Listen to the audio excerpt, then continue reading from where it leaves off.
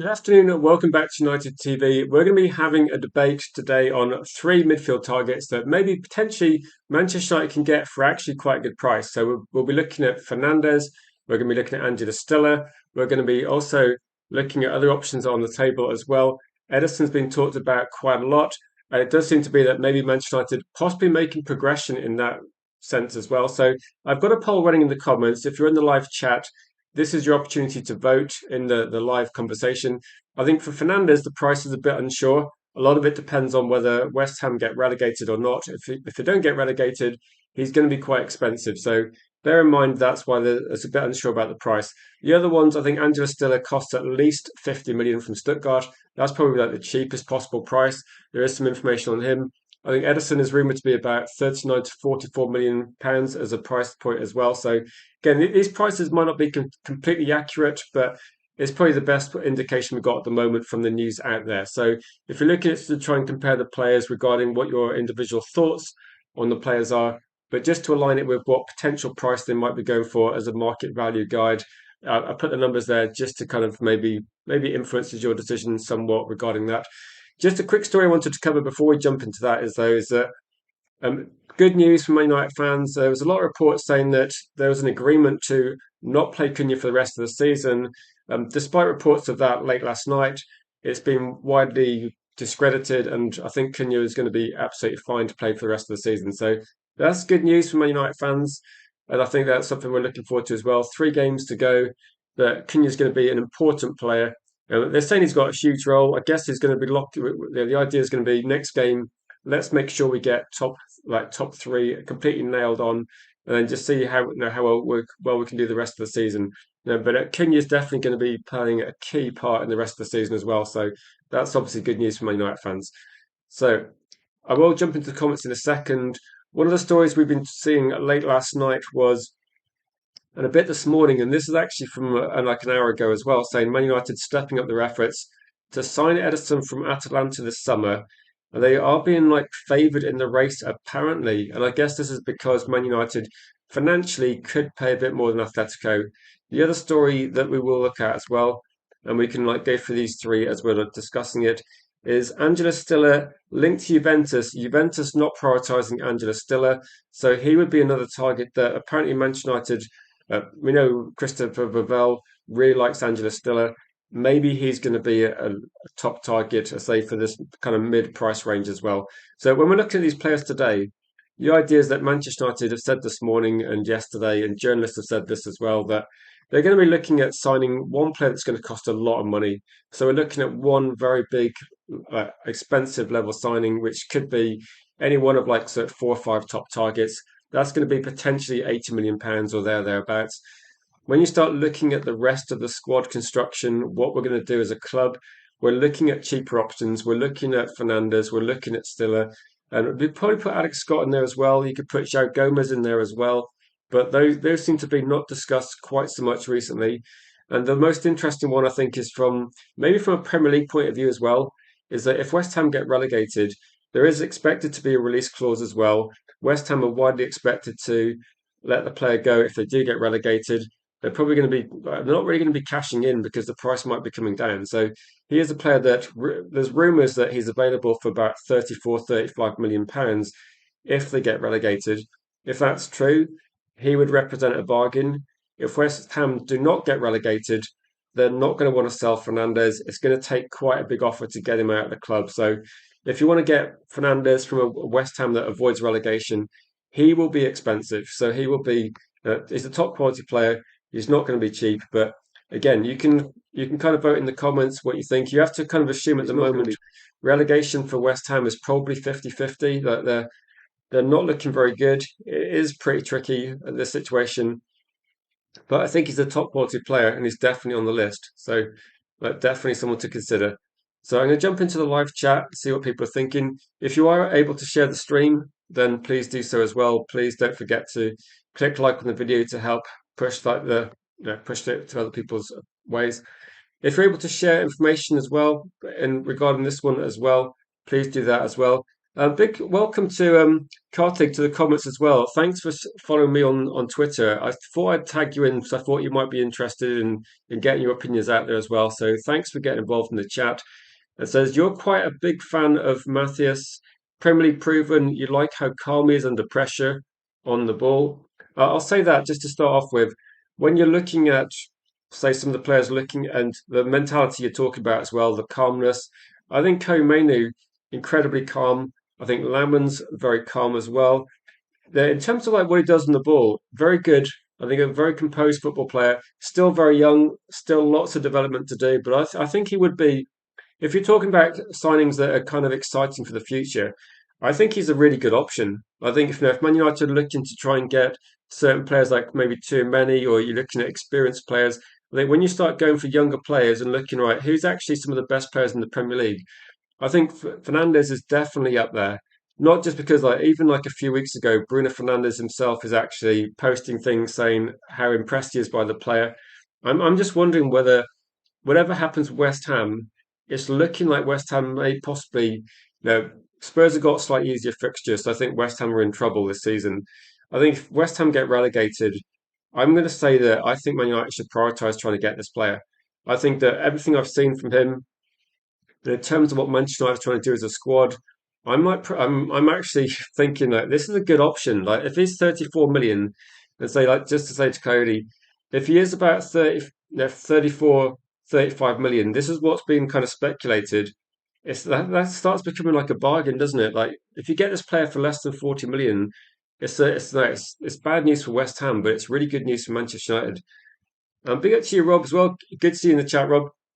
And so this is going to be one where please make sure you get involved in the voting because I will be going through that towards the end of the stream, seeing what people voted for. I'm going to try not to be too biased. I'm going to try and be open-minded. I have said in the past that I'm not excited about Edison. So I hope Bruno in the chat is also correct, saying you're saying we're not signing Edison or Stiller. Say we in Manchester United and say we're going to spend. So you say we don't do cheap, sensible signings. We don't tend to. We don't tend to. I was apart from so Aiden Heaven was a cheap, sensible signing. Lamans is actually looking like a cheap, sensible signing. We don't normally do that, do we? We don't. It's not something we normally. It's a good point. We don't normally do cheap, sensible signings. It would be great if we did do one or two, though, wouldn't it?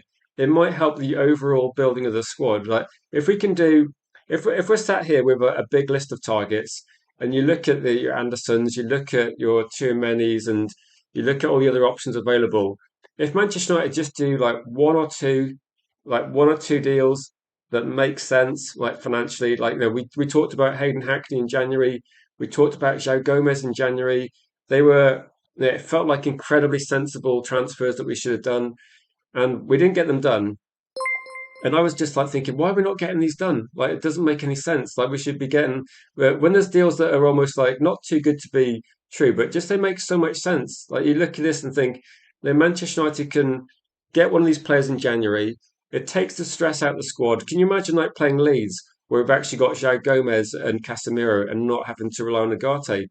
It could have made the difference. We could have been talking about Koemenu and Casemiro not playing every single match, 90 minutes and wouldn't have cost a lot of money, and it would have been maybe a bit less stress for Man United fans. So I think there's definitely, when you're looking at it, there's definitely reasons why you think Man United should be doing sensible transfers because they make sense, don't they? Financially, they make sense. That I think if I was, if you're in Manchester United, you can see why people would be looking at it and demanding expensive transfers. But as fans, we weren't really demanding expensive transfers in January, I don't think. I think we were just demanding like some sort of action just to, we were just saying as fans, look at our squad, it's kind of threadbare. Can we just get some backup? So I was just wanting a better quality backup than Agate. I wasn't like saying, please get Anderson in January. I mean, maybe I might have done once, but generally I wasn't saying let's get Anderson in January. I was saying there's cheap deals out there. Please sign one of them. And I think that's definitely one of the people I was looking at. Big up to you, United Till I Die as well. Welcome, my friend, to the membership club. Really appreciate that. Actually, to go on to like this one as well, big up to you, United Till I Die. And I do follow you on Twitter. I do agree with a lot of what you're saying, but I think in Twitter, that people won't change their minds, will they?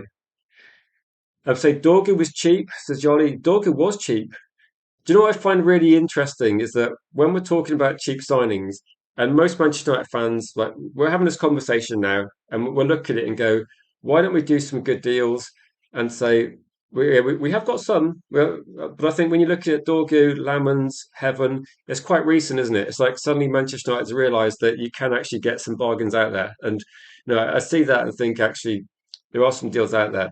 But I think with Manchester United as a team sometimes it looks like we're setting the bar not necessarily too high, but I think sometimes we're linked to players that generally they don't favour a move to Manchester United. They might be looking at other clubs. So no, I think with this one, I'd actually be thinking, can you imagine if Manchester United missed out on maybe like too many because too many decides to stay at Madrid, or if we missed out on Anderson because Anderson wants to go to City, then Manchester United could quite foreseeably like have still a very good transfer window. We could get someone like Fernandez in. We could maybe look at Angelo Stiller, or we could look at other options as well to try and sign alongside him. And we could also, because I don't think Fernandez is going to cost that much in comparison, if they get relegated, he's going to be very, very cheap. But United could spread the money around. Like we could look at trying to fix a few parts of our team, like not just one or two. So in terms of getting three midfield players in, I think this morning the speculation was Manchester United spend about what 170, 150 million, but a lot of people thought, okay, if the top targets are available, and if Manchester United can genuinely get, say, a Tonali or an Anderson, or if too many is available, then maybe we spend a bit more than that. But we will be spending a bit more than that based on getting good, experienced, like, top quality players. If we go a bit cheaper, I think we still get good players, but effectively it does mean that we can start looking at left back, we can look at maybe centre back, left wing, backup striker, and we can maybe address the weakness in our squad as a whole. So I think it's going to be potentially the transfer window is going to go one or two ways. If we spend very high on midfielders and get maybe one or two midfielders, say like one or two expensive ones, maybe we don't get so much cover in the rest of the squad. Or if we go a bit cheaper, maybe that's the way to go. Like maybe missing out on Anderson is not actually, maybe it's a blessing in disguise. And if it means we actually go right, let's get Kadioglu, or let's get Juve maybe from West Ham as a potential left back option as well. So you do have that, and maybe we actually fix a few parts of our team. So there's definitely, in my view, definitely a few things we could be doing.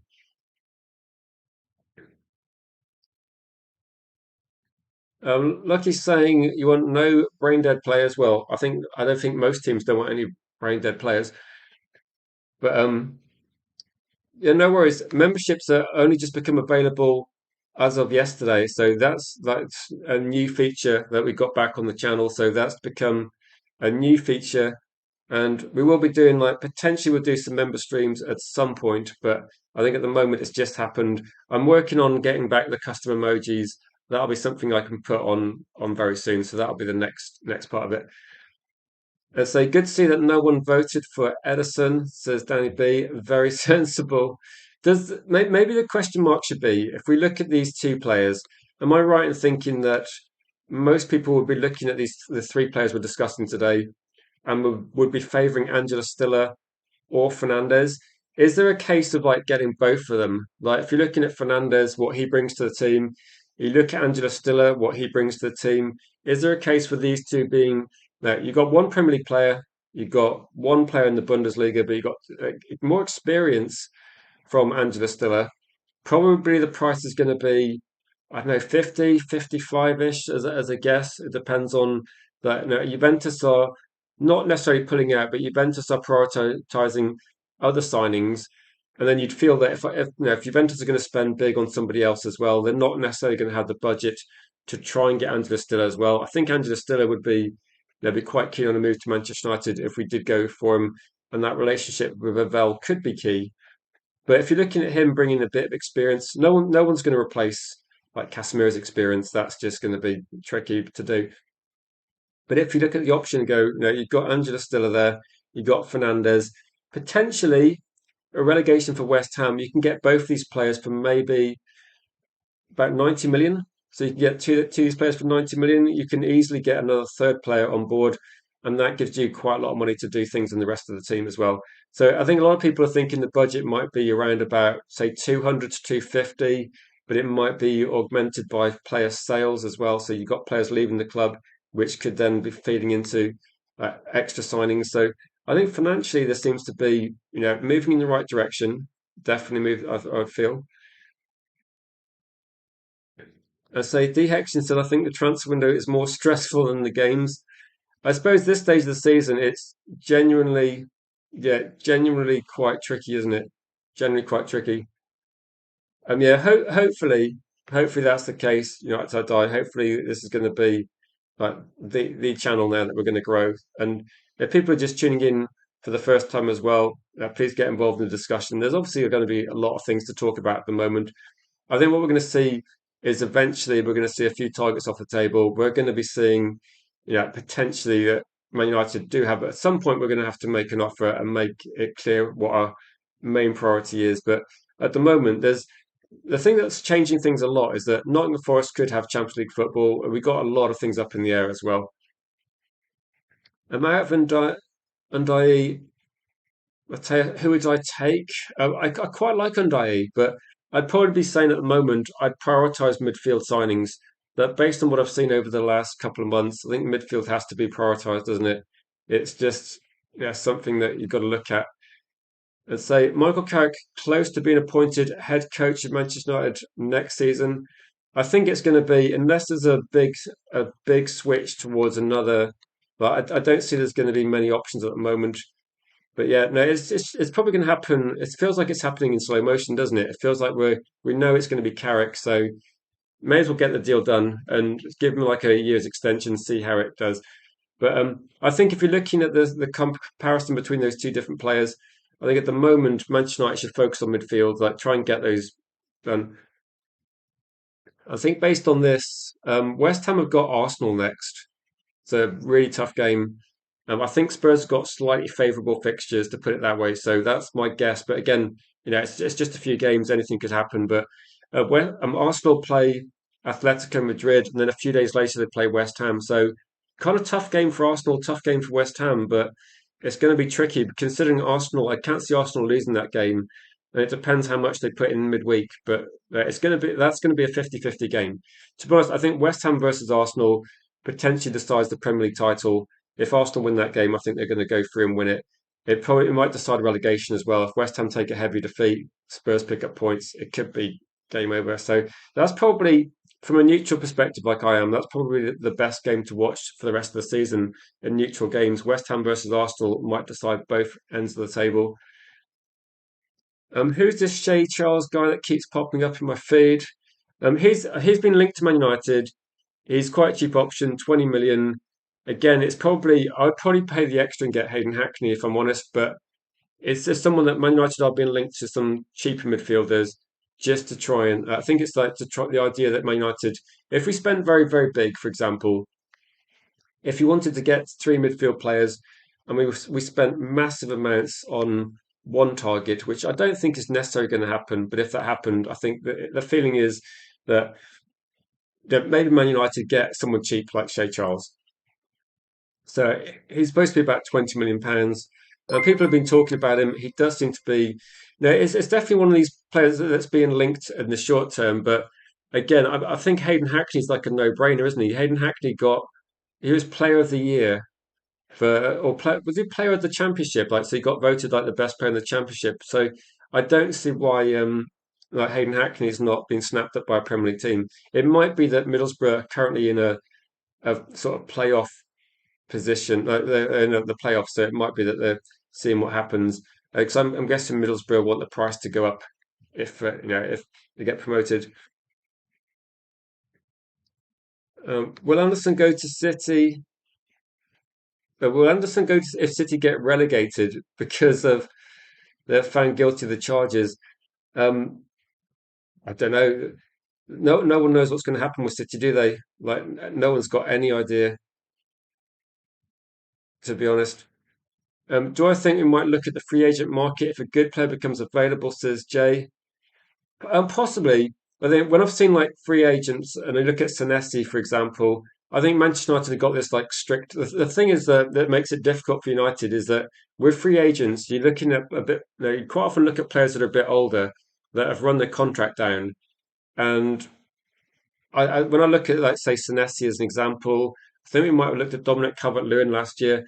Manchester United seem to be not keen on going for somebody that's over, like, say, 26, 27. So I think we might, to be honest, I don't think we're going to be going for anyone in that market, although it doesn't make sense to me personally. I think it's just the way Manchester United are. We've got this kind of quite strict policy regarding, yeah, quite strict policy regarding of what age players we want to sign, which I think it's good to have guidelines, but I think Man United's maybe been a bit too strict. I think maybe when it comes to like this season, if you're looking at trying to fix a few aspects of your team, I don't mind going for a free agent. I think it could be a good situation.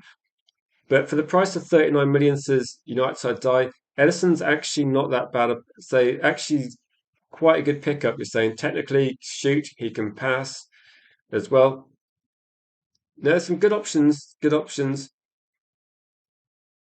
Welcome to the chat, Ian, as well. Good to see you, Ian. Hope you're having a good day. So thanks for getting involved. You said sign what Boadi, Sangare. Um, I don't know. Do you think they're going to be on the short list at all, or say JSN the cool kid says signing Stiller is like having another Mainu who's got immense passing and vision. Do you think do you think that Stiller, like, who fits best in our team? If we're gonna say, right, Bruno Fernandes, he's gonna be like the pivotal, like, attacking midfielder. He's gonna be, the center of like that 4-2-3-1 with like Cunha and Buemo, Benjamin Sesko. So you got Bruno Fernandes in that situation, pulling the string attack wise. You got two midfielders behind him. One's gonna be Mainu, I think some people are looking at it thinking if Tchouaméni's that guy, Tchouaméni's more defensive minded. You could say like with Fernandez as well. If you're looking at Angela Stiller, you're looking at Ederson. Like, who would be a good option? Like, a lot of people look at Anderson and go, all right, he'd be a good option. You look at Tonali, say a lot of people like him as a good option. But what would you be thinking about in terms of like, Angela Stiller, Fernandez, Ederson? They're all kind of slightly different, aren't they? I think with Ederson, the only apprehension I got regarding Ederson is the price is good. Like, he's got a lot of experience. He's got a lot of European experience as well. He's never played in the Premier League. How well would he adapt to the Premier League in the first season? Like, would we see something along the lines of, like, Florian Wirtz was one of the best players in the Bundesliga. It's taken him a long time in a very well functioning team. So, would Angela Stiller be a player that I'm not saying you couldn't rely on him. I'm just saying that would it take him a little bit of time? Would he be as effective in the speed of the Premier League? I think he's a good signing. Like, clearly, I think he's would be decent. But is it going to be a Manchester United looking almost like, if Christopher Bell gets to decide, then Angela Stiller's a Man United player, isn't he? I think it's as simple as that. But if Man United are looking at their overall strategy where they favour Premier League players, then that would make me think, well, there's probably be more chance of going for someone like a Fernandez, like an Alex Scott, like a Belieber, and we're looking at those sort of targets as being the most likely. I mean, Edison feels a bit like a wild card, but the price is quite cheap, isn't it? Welcome, DJ. Always good to see you in the chat, DJ. I'd say Danks would be a good addition to Carrick's team as well. They've worked already together at Middlesbrough.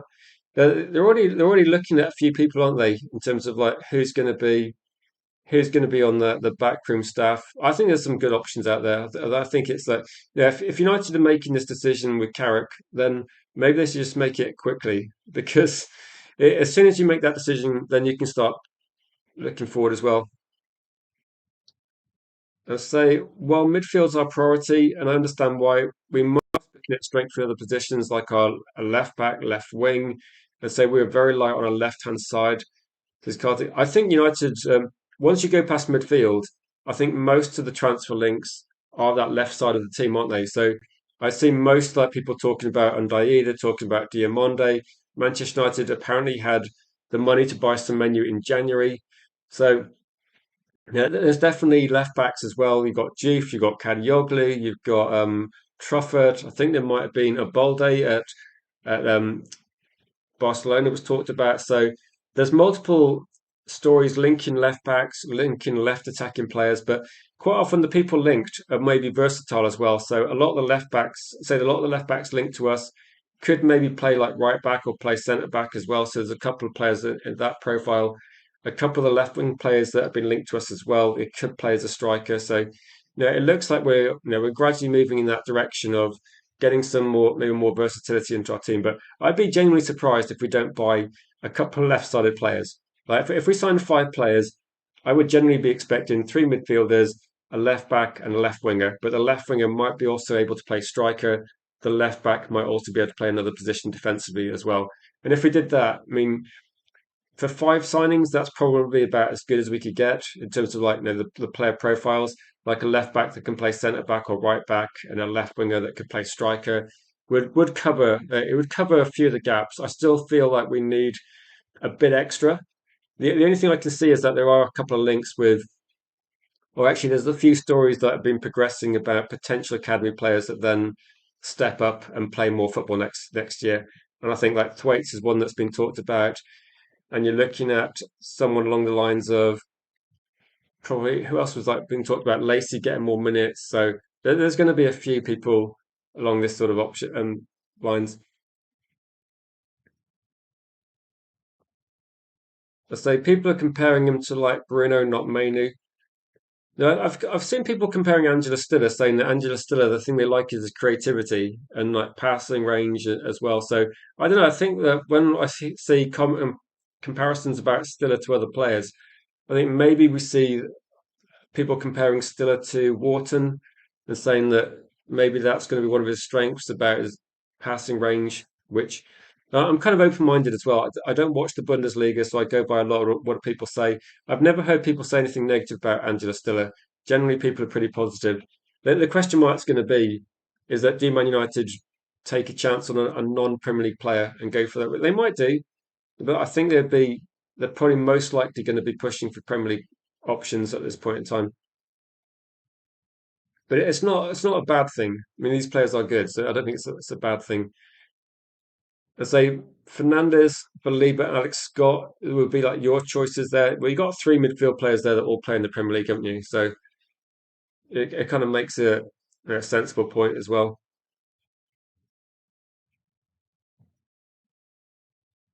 I would say that Sangare is better than Fernandez and Tonali, says JSN. Sangari's like 23, isn't he? And Matheus Fernandes is pretty young. So I don't know. I think Sangari's definitely talked about a lot. It'd be interesting to see how he did in the Premier League, where it's a bit trickier. But no, he's doing well where he is. So maybe want to look out for, see if he actually gets a big move. Because I know people talk about him. We talked about Turkey a lot last season, and I think Turkey was probably a bit more advanced in terms of like his development. But also Turkey was only 21, and he's really stepped up loads.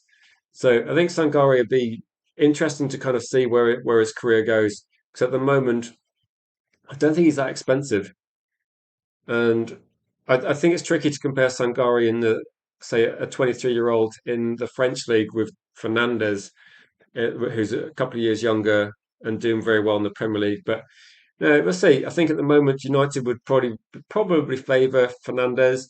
If Fernandez gets relegated, he's not going to be that expensive, is he? But Sangare could be a very good option. He sounds like the sort of player that Brighton would sign, and then a year later, Man United would sign him for like double the amount. So Sangare, if he's good, he's going to be in the Premier League at some point.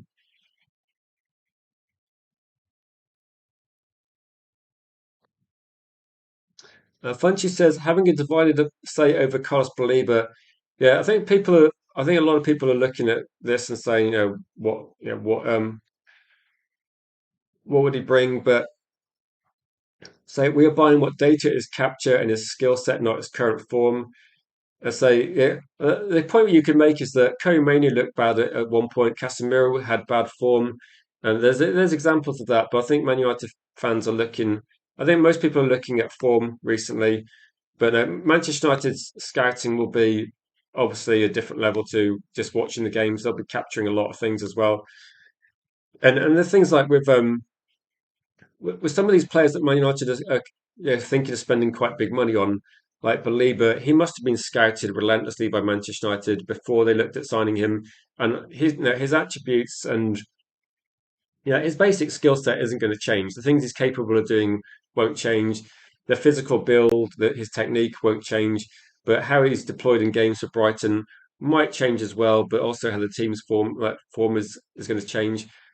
You're always putting a few stats out on Angela Stiller saying, say, very high rating over 7 in 49 games, lots of tackles, interceptions, duels, key passes. The question I've got really is, if you bring someone like Angela Stiller, who, say, if he's doing this in a six role, that's really good.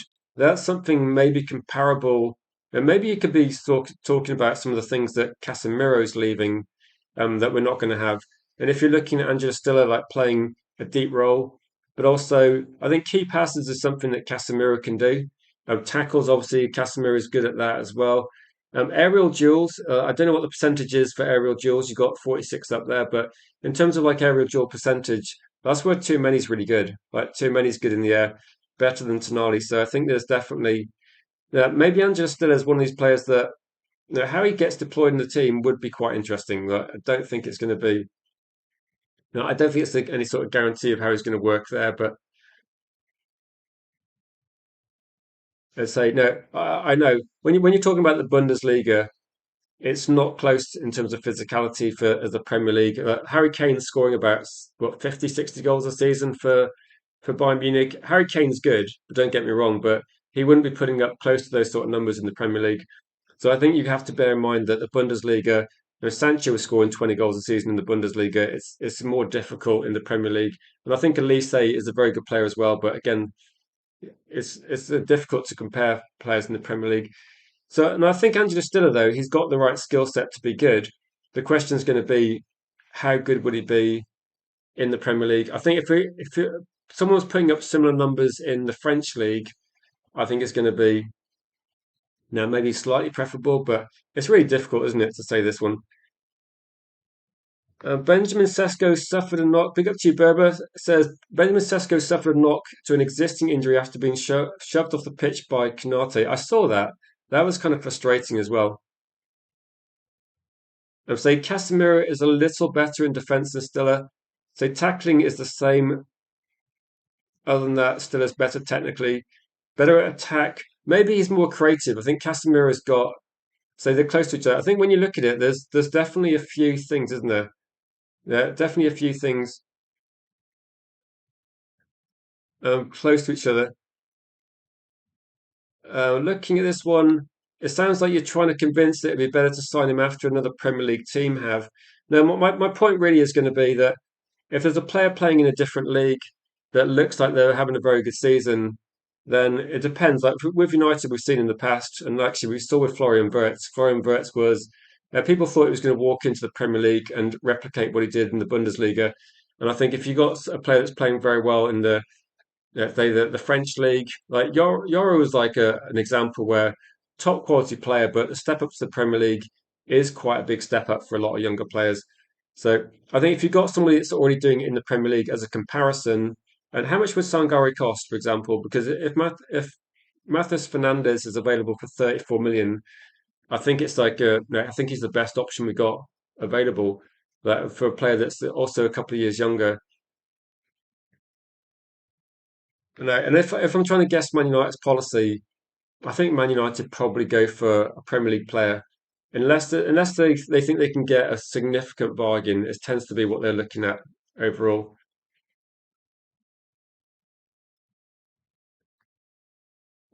Yeah, Lacey will like get a shout next season, but I think there shouldn't be a reliance on younger players. Like I think the academy players can definitely play a part, but yeah, it's tricky, isn't it? I'd say physicality wise, say Casemiro miles ahead of Stiller. So that's the difference. Casemiro can handle the heavy tackling. I don't know. To be honest, it's really difficult to say with Angela Stiller, isn't it? That unless you put him in the Premier League, you're never going to know. I think it just feels a little bit like if we're looking at players in the Premier League already, we know they can handle that. I think some of the worst things we've done recently is get somebody like Agate, get somebody like Xerxes. and they just look like they're a bit off the pace, but just unable to compete in the Premier League. And I'm not saying that at all for Angela Stiller, because Angela Stiller is rated much higher than those players. But it would be potentially like worst case scenario, he'd struggle. Best case scenario, I think it's going to be a very good signing. But I'd just be mindful of the price. Like when the price was about 40-ish, now it's about 50 to 55. It's kind of gradually getting up there, isn't it? And it's starting to be a price where you think that when we thought it was going to be like half the price of some of the signings we're going to buy from the Premier League, I was like more in favour. And I think at the moment, it feels like some of these targets that were supposed to be quite cheap are gradually edging up. But then we'll see. Has been a bit of interest in Angela Stiller, which I think will definitely push the price up. But again, if we go for players where there's no competition, it's probably not the best signing anyway.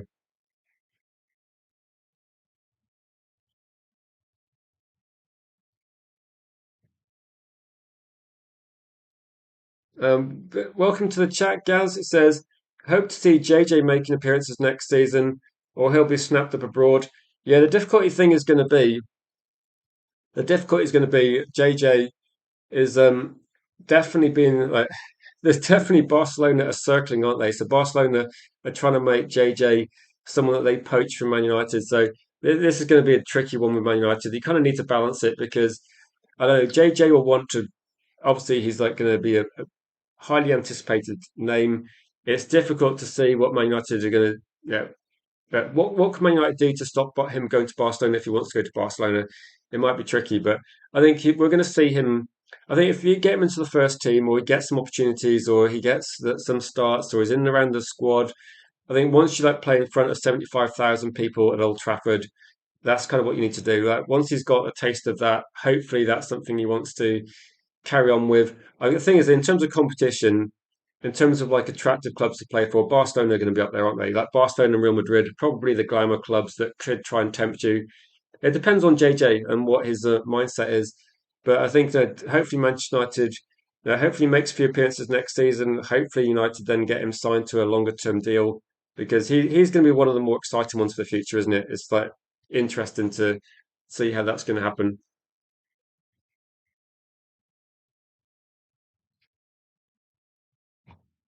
Uh, So Matheus Fernandes should be a signing, say 41 million. He would be potentially cheaper, wouldn't he? If he's saying Stiller is a fan favourite in Stuttgart. So wide tool sets as Gregory says United fans will be happy. Honestly, I've not heard anything negative about Angela Stiller at all. And that's the thing. I've heard nothing negative about Angela Stella.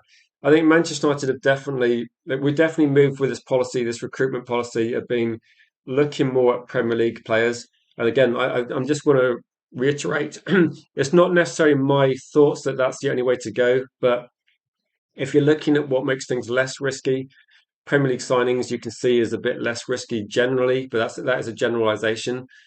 And so you think recruitment's been a lot better recently with I think it has been. I think the signings have been a lot better recently. The thing is, it takes kind of years for the good signings to work out, doesn't it? If you think about, like, say, Dorgu is a good signing, it took like about a year for people to then go, actually, no, we're getting the best out of Dorgu now. And then it's taken maybe about the same time for Aiden Heaven. And if you factor in like Lamans and Buemo, Cunha and Sesko, I think the three of those were definitely very early impact as well. Even like Cunha, it's taken a little bit of time to kind of work out the understanding between Bruno Fernandes and the rest of the team. I think Lamans walked in was instantly an improvement over what we had. But I think overall, like Benjamin Sesko as well, I think maybe changing coaching over the years helped him a bit, but we're seeing a very effective player. And actually, if you look at Benjamin Sesko's numbers for the last, I don't know, since January, like last less than half a season, if you doubled that, he'd be actually up there with like some of the best strikers in the Premier League. So the last kind of probably last 4 months, Sesko's been really good. And this is just before. It's not all on Carrick as well. I think under Fletcher, he scored two very good goals. It might have been against Burnley, but he scored a couple of good goals then. So we're seeing Sesko get more and more involved and score more goals. And I think even against Liverpool, that are a tough team with like Van Dijk and Kanate, he's still got in amongst them, still got that goal. Could have got another goal as well just before that one. So I think a lot of positives. So getting both Stiller and Fernandez would be a dream. So I don't care who else we would get. Do you know what I was going to say? When I was talking about this and saying who would go alongside Kerry Mainu, and then I was thinking myself that if you look at what Andrew Stiller's good at, and I know in terms of talking and playing in the sixth position, possibly at Stuttgart, but if you look at Fernandez and Stiller, that could be quite a good partnership as well. So, and again, you could look at it and go, okay, one player from the Bundesliga, a couple of Premier League signings made as well. I think there's yeah, I think there's a few good options there. So now somebody actually mentioned this. If you're on the Discord, I'll put a link to the Discord at the end of the stream. But if you're in the channel Discord, then somebody posted a video that was Stuttgart's, the centre midfielder that plays alongside Angela Stiller, saying that he's also a very good player as well. And so next to Stiller, say you think that Mainu would have to become a lot better defensively. I think Mainu actually looked pretty. If you look at Mainu against Liverpool, he was actually pretty good defensively. He was winning the ball back. He was intercepting things on the edge of the box. And then when he did win the ball back, he was making short passes very effectively. So I think Maine's defensive work has been pretty good since he's been back in the team under Michael Carrick. But again, that he's only just turned 21. There's a lot of things that he's going to work on. But also, they're going to sign players to help Mainu as well with more experience. There's a few, isn't there? There's a few. Yeah, I think this is like people do keep mentioning Sangare. The reason why I don't really talk about him too much is I've never really seen Man United linked to him. So he's one that a lot of people talk about as a potential signing or a player they like. But as far as I can see, I think when Jarvis was talking about him, he might have been like 10, 15 million or something like that. I believe like 23-year-old plays for Lens in the French league. I don't know if there's been links about him, to be honest. That's what I would say. So that's the only thing about that. This could be it. Andre at Stuttgart. No, Danny, yeah, that's what people are talking about and saying that there's definitely other players at Stuttgart, but yeah, I think Man United would be looking at signing. If we signed a player from Germany, I don't think we'd be signing multiple players from Germany. A broken verdict says it is difficult, isn't it? I think it's I think the French league for me is a closer fit to the Premier League because the tempo is a bit higher, but the physicality is a bit higher. But no, you got to kind of got to get. The thing is though, if we talk about different leagues, I would probably say that given that which league did we sign Lamans from? And people were talking about where Lamans came from, and there's a data-driven approach that Man United are looking at, which I think will definitely the data-driven approach will kind of factor in the fact that they're in different leagues as well. Okay, so I guess that this guy actually has a Real Madrid buyback option, so. Yeah, potentially that guy's going to be. I think I might have read something about that actually, and potentially he's going to be going back to Madrid. So maybe that's one that's off the table. But no, he was on the radar of a few people, and people talked about him. But no, I think in terms of like what Mainu can do, I think Mainu will be evolving anyway. So Mainu's only 21. If we're looking at Fernandez, he's only 21. So there's a lot of people we're looking at that are going to be getting better, aren't they? So the question mark would be is Ederson someone that people put off? And if you're put off by Ederson, like what's the main reason? Because this is one where I don't believe Man United have offered him a contract. Like it was put out there last night that they'd offered him a contract. I'm not sure that's definitely true, but there does seem to be some efforts to try and sign Ederson, or there definitely seems to be some interest from Manchester United. But whether we're favourites in the race, I don't know if this is something coming from his agent because there was loads of stories about him a year ago, 18 months ago, 2 years ago, and it seemed to all come from his agent. So I don't know if this is something that I believe myself that Man United are definitely prioritising. I would suggest we're not prioritising this. That I think there's options in the Premier League that are better options, potentially similar price. So I don't know if Man United have got say two options already lined up that are going to be signings that people are excited by. Maybe as a third option, Edison's fine. I'm not going to say that he's not a good player. It just doesn't really kind of fit what I'm expecting Man United to try and do, and that is to try and go for Like for me, Fernandez fits exactly Manchester United's player profile. He's young. He's playing in the Premier League. He's got a massive upside in terms of like how good could he be, and that kind of ticks every single box, doesn't it? He's playing well as well. I think Angela Stiller ticks a few boxes. He's got some experience. He's playing well. He kind of brings a skill set to Manchester United that would definitely benefit us. The only question mark, I suppose, is really is how much would his actual price be? Will it edge up a little bit? Like, will it be closer to 60? Who knows? And will that put off Manchester United? Because I think they go for Stiller. If there's a clear path, there is still kind of like links to Real Madrid, but Juventus seem to have gone a bit cold on him. If there is a clear path, maybe that's something that happens. We may not go for him, but it, so let's have a quick look at the poll. I did say when you're watching, please vote in the poll. Let me know what you're thinking. And at the moment, it looks like, as far as I can see, I don't know if I'm behind. It looks like Angela Stiller might be near the top of the list. So again, it's interesting to get people's opinions. I would probably go for someone. Yeah, I'd probably be like edging towards Fernandez, but I guess he's got age on his side, hasn't he? And he's got a bit more potential. And I'm just kind of seeing like Man United building a younger team. I think because if I'm looking for I know a player that's a bit older, I might be looking at potentially trying to get maybe more expensive player, but we'll have to see. I'd say looking at Ederson's stats, very similar to Stiller.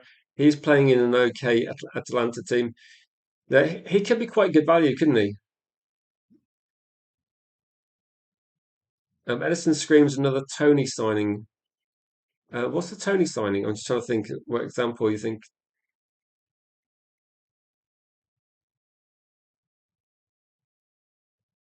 So Camera from Monaco is another good one. No, he is one that I think Liverpool might have been linked to him a little bit as well. So no, he's another one that people are looking at. So there is a few options there. Danny says that even at even at 60 million, Angela Stiller is worth it. So yeah, maybe that's the case. Maybe that's the case. Lucky Singh thinks we're going to focus on Premier League. So you think the first option is going to be Premier League midfielders?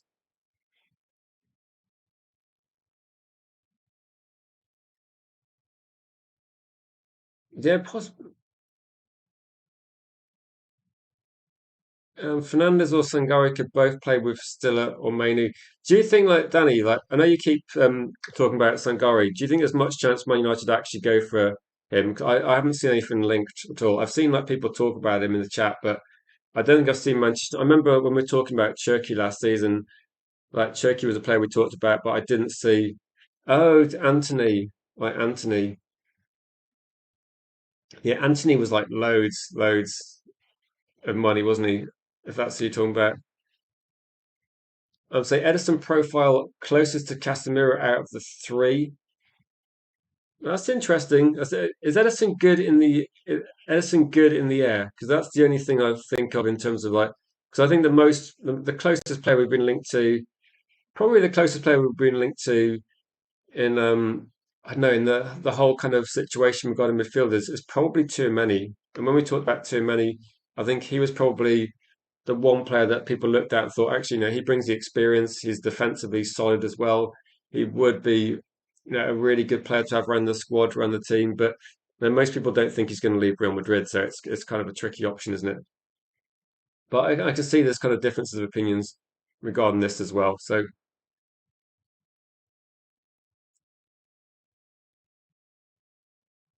let's have a look. So yeah, I think Edison about 26? So I think Edison might be about 26.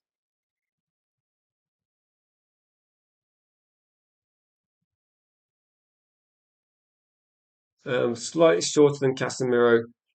I think he's up there as an option. I wonder whether Edison's like a more of a backup option, and Manchester United are considering that this kind of maybe they see Edison as like the third option midfielder. I think for Edison though, if I was him and I saw Man United's transfer strategy, I think you're going to get more football if you go to Atletico Madrid. So I think United are looking at Edison as more of a backup, and that honestly I don't think Man United will buy Edison.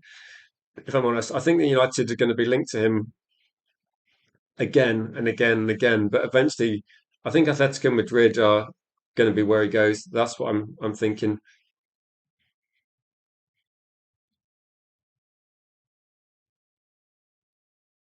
No, I have seen him talked about. I have seen him talked about as well.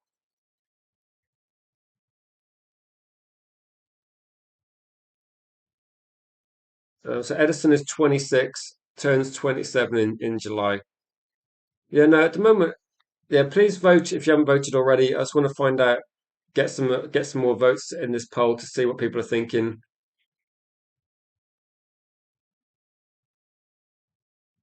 But if you had a straight choice between Edison and João Gomez, I think Man United should go for João Gomez. I think he's like similar sort of price. I think Hexin is saying that we're more likely to buy João Gomez. Is yeah, of these three people, I know the news that's been put out there saying that Manchester United are looking at Edison. Do people feel like Edison is a unlikely signing? Like, is that the best way of putting it? I don't think Edison feels like a signing we're going to make. It would be my guess. Bilal saying that you would don't sign Edison. So you're saying you wouldn't sign Edison. So you're more likely to go for Gomez. So you're more likely to go for Gomez over Fernandez.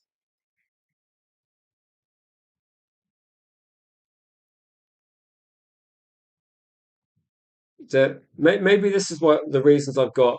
Not Edison's doing well, but he's coming in the league where he's played in Serie A for quite a while now, and he's 26 years old. If he's looking to move leagues, then I think the Premier League might not be the best option. I'm just thinking like Xerxes went to the Premier League, found it very difficult.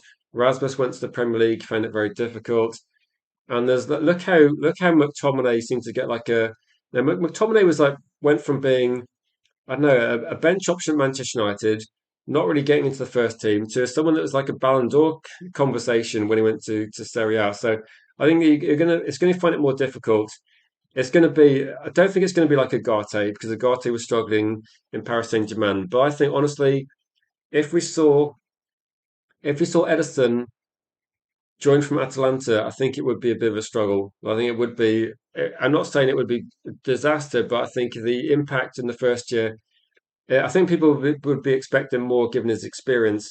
There's no guarantee that he'd be able to work as effectively in the Premier League at the start. So yeah, he's not also the age he's at. He's probably not going to be actually improving. So the ceiling he's got is going to be pretty much where he is. So the level of performance he's putting in at Atalanta at the moment, I think realistically that's kind of what you'd expect at Manchester United over the next couple of seasons. And if people are happy with that, it could be cost effective though. But I'm just a bit reluctant to buy a player from that league at the moment. Yeah, it's just what seems to make more sense to me. And yeah, Chelsea a bit of a disaster, aren't they, at the moment, which is good.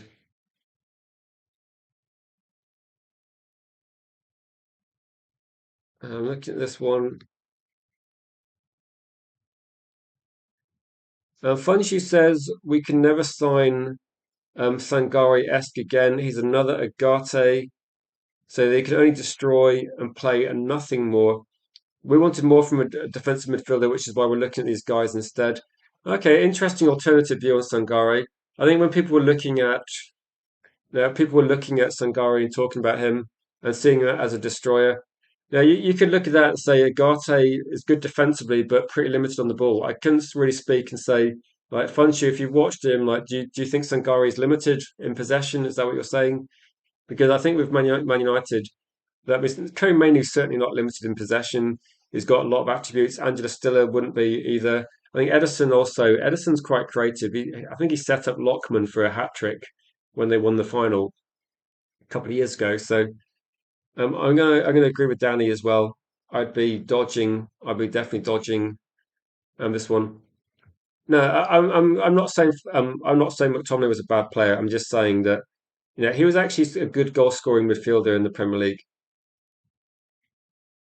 So let's move on from Edison because if he feels like a Spurs signing, then that's obviously a bad thing, isn't it? It's obviously not great, but it feels like a Spurs signing for Berber.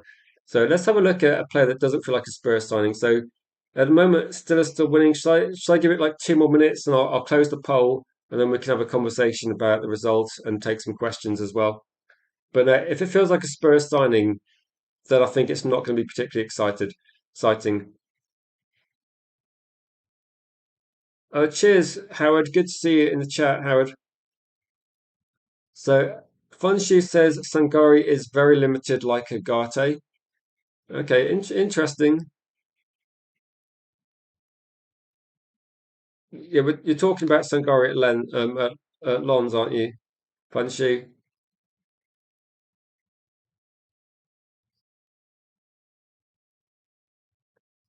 Saying just another view on Sangari saying is isn't just a destroyer type. He has more ability than Agate.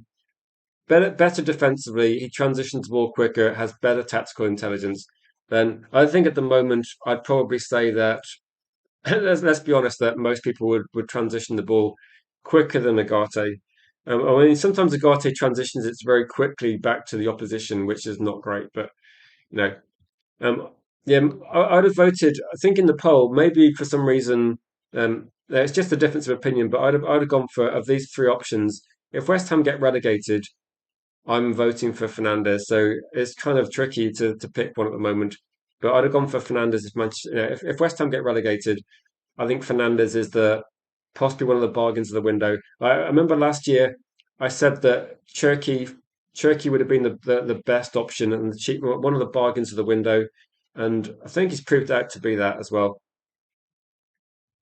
So there's always going to be some players you get and think, right, why don't we get that player? Turkey was one that we weren't really at the table, were we? But it's a shame because he would have been good. So at the moment, I've just closed the poll just to show how close it is. So there was like a couple of votes for Edison, and interestingly, Angela still at 48%, and that's kind of a rough price. He might cost slightly more. It might be 55 million or so. And you're looking at Fernandez at being, say, 35 or 70 million. It depends if they get relegated. And he's 42%. I'd imagine that's pretty close. That's pretty close in the poll. I'd imagine if West Ham get relegated and he is genuinely available for about 35, which does seem likely. It does seem that they're definitely it's going to leave the club if West Ham get relegated. Potentially the price is about that. I would argue that that's probably one of the best signings Man United could make, like value for money wise. If they're going to sign three midfielders, I think this guy's got to be one of those players. So how do people feel regarding that one? I'd have gone for Fernandez, and I kind of making my campaign a little bit, but I think Angela still is a good option. Like there's definitely nothing wrong with that one as well. A dream window for Debasis would be Guardi Sangari, Fernandez, Angela Stiller. How much is that going to cost? Like Guardi's about 50. That's like thing about that one is it's a combination of lots of players from different leagues. I don't think Man United were going to do that many non-Premier League players as well. So I think Sangari, Buardi, Angela Stiller, maybe pick one of them. But yeah, maybe if we went for two of them, I'd say okay, Christopher Ravel is actually making some calls here. But Fernandez is like probably like the youngest Premier League player we're looking at, isn't he? So I'm kind of conflicted as well. That I want to see Spurs get relegated, but I kind of like the deals we could get from West Ham. It feels a bit like I don't know what people are thinking. It feels a little bit like West Ham are going to get relegated if you look at what's happening. So it feels like West Ham might be one foot in the Championship, which you know. The thing is, though, they got good players. West Ham just didn't get it together in the first sort of 20 games of the season. They made it too difficult for them to stay up. They made it too difficult. Edison rejected us in 2024, didn't he? I don't think Edison rejected us. I think we're just massively linked by Edison's agents. So I don't think Edison's ever been a serious offer from Man United. He's always been linked to us by agents, but I don't think we've actually ever tried to move to get him. Let's say for West Ham to get relegated, we need Arsenal to beat them. I mean, who knows what's going to happen in that game? West Ham have got three difficult games to go. Arsenal have got some tricky games. Who knows what's going to happen? If they get relegated, though, I will be pushing. Well, obviously I can't do too much, but I will be talking about that a lot on here, thinking we should be getting Fernandez. I think he's too cheap not to get, to be honest.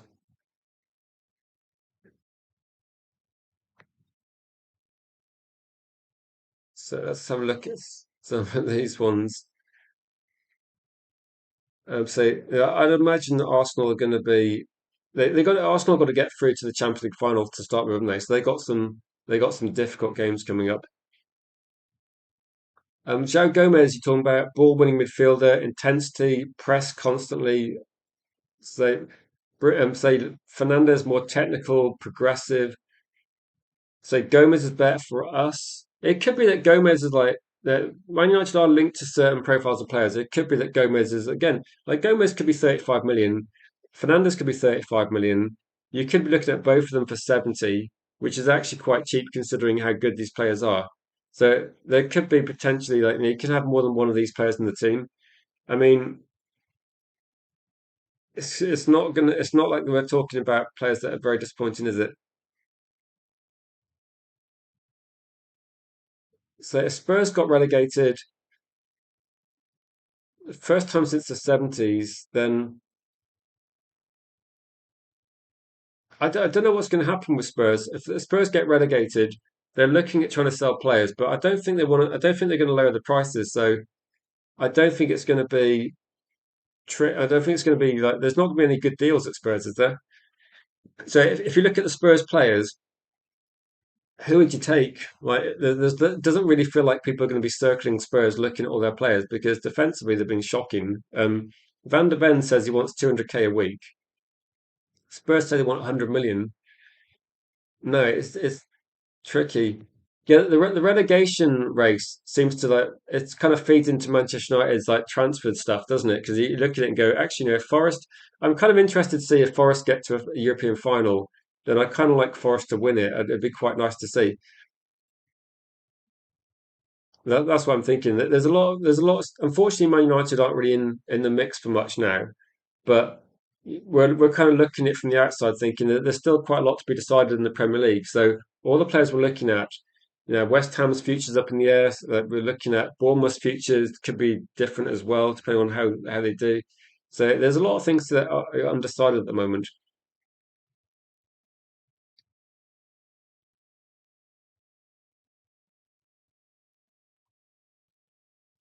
So I'd say lots of gettable players become a lot more gettable. Can you imagine, like, do you remember Manchester United did a deal with Bayern Munich? We got Delic, we managed to get Mazraoui, and it cost about 50 million for two of them. Manchester United potentially they could do something similar with Juve and Fernandes with West Ham if they get relegated. I don't know how much Juve's going to cost, whether it's going to be that sort of price or it's probably going to cost a bit more.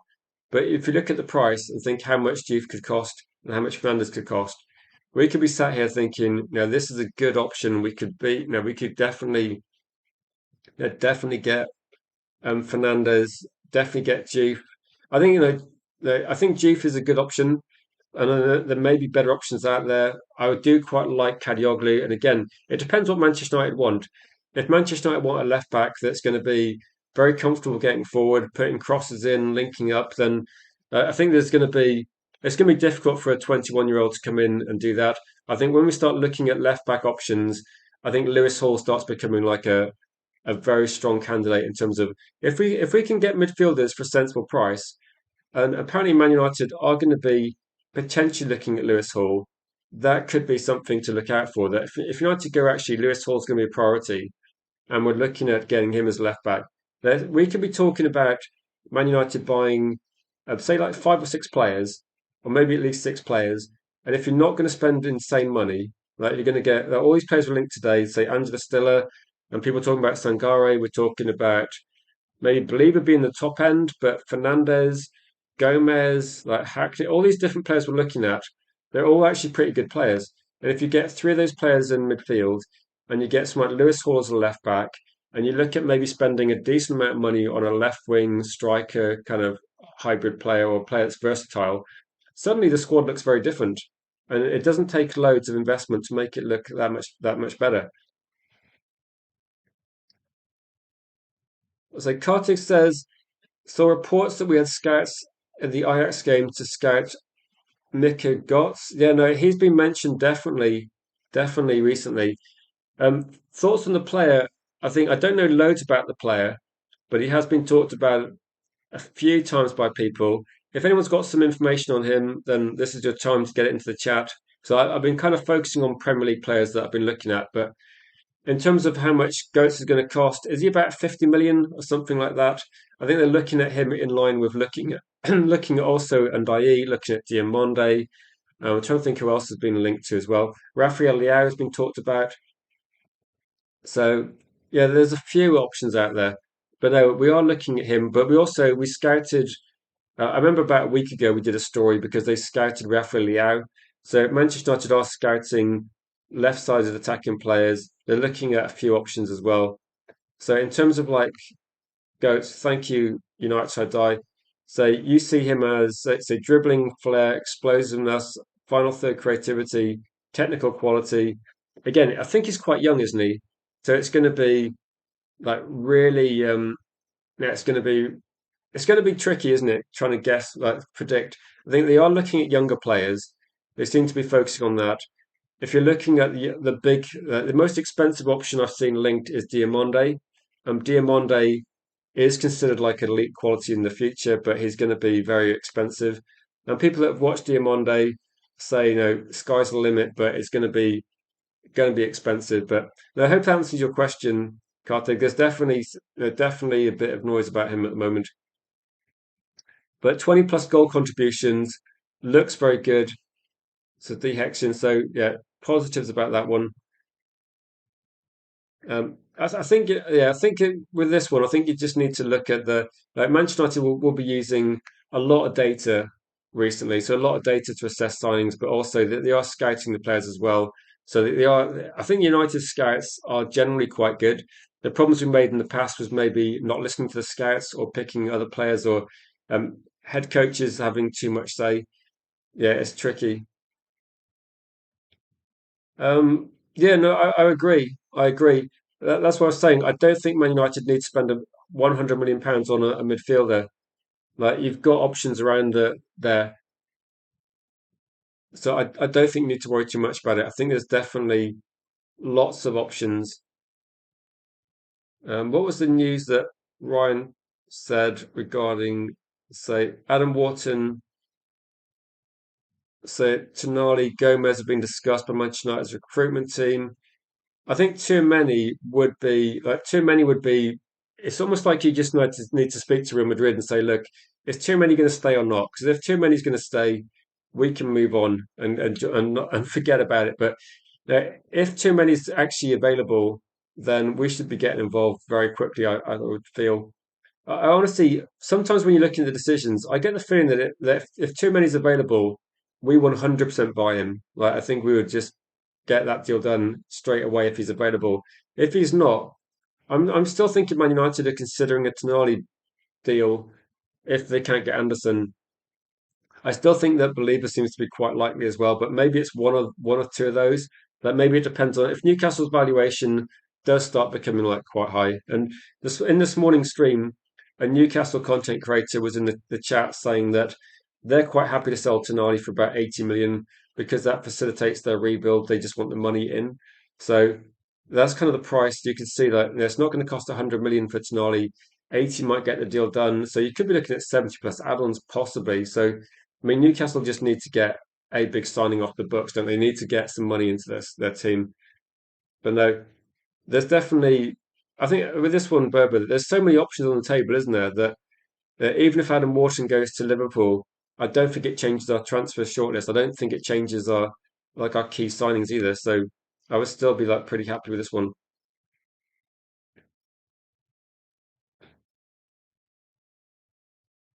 And I think the Brentford defeat for West Ham was a bad one, wasn't it?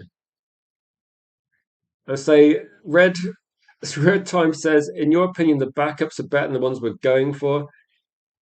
In a way, it's weird, isn't it? When we're talking about players, like the most expensive signings, you got Anderson for say 100 million, 110 million, and you got too many. You got Sandro Tonali. But when you start looking at other players you can buy for 40, 45, 50 million, there isn't for me. There's not a massive drop off. And if you're looking at say, if the difference between getting Anderson and getting I don't know, Fernandez and Stiller and other options, means you can also get a left back. It kind of makes it tempting to go for the left back option as well, doesn't it? Try and get a few more players.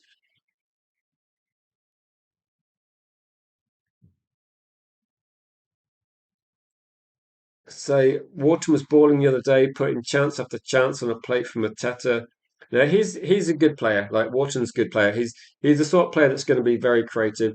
If Man United are thinking about life after Bruno Fernandes, then I think if you look at a different style of play and you're controlling games more and you're looking at having more possession, then Wharton's got a really good range of passing, hasn't he? There's no doubt that in terms of like if you can control the games, people like Wharton are going to be more able to do that. It's not going to create as many chances as Bruno Fernandes, I don't think, but he's going to be. Yeah, he did like an amazing pass against us early on in the season, and then they won a penalty from it. So he's got a really good range of passing. But I think Wharton is a Liverpool player. That's my guess. We might have to just move on from that one. Oh, so you meant Edison? Oh yeah, no. I was thinking like with this like Matheus Fernandes and Stiller are like backups to Manchester United's like main because there's only so much I can write in a thumbnail title that it looks like Edison, Fernandez, and Stiller are all kind of like regarded as backup players to Man United's main targets. Like our main targets are going to be apparently still Anderson. They're going to be like too many. They're going to be they're more unrealistic, aren't they? So our primary targets are more unrealistic, and tonight's going to be expensive.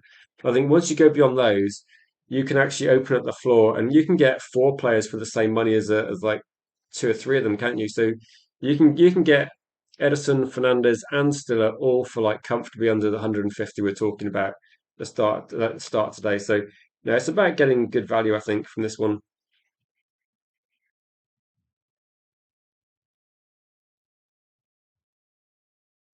Exactly. I think with this one, if I'd said this a few weeks ago, if you ask 10 people which midfield players they want, you're probably going to get 10 different ideas. You're going to get like several different views. Like some people will be looking exclusively in like one league or looking for value for money. But I think overall, like Man United have got a good idea what they want. There, it's going to be difficult, isn't it? So Edison reminds you of Fred before we bought him. I said something about Fred recently.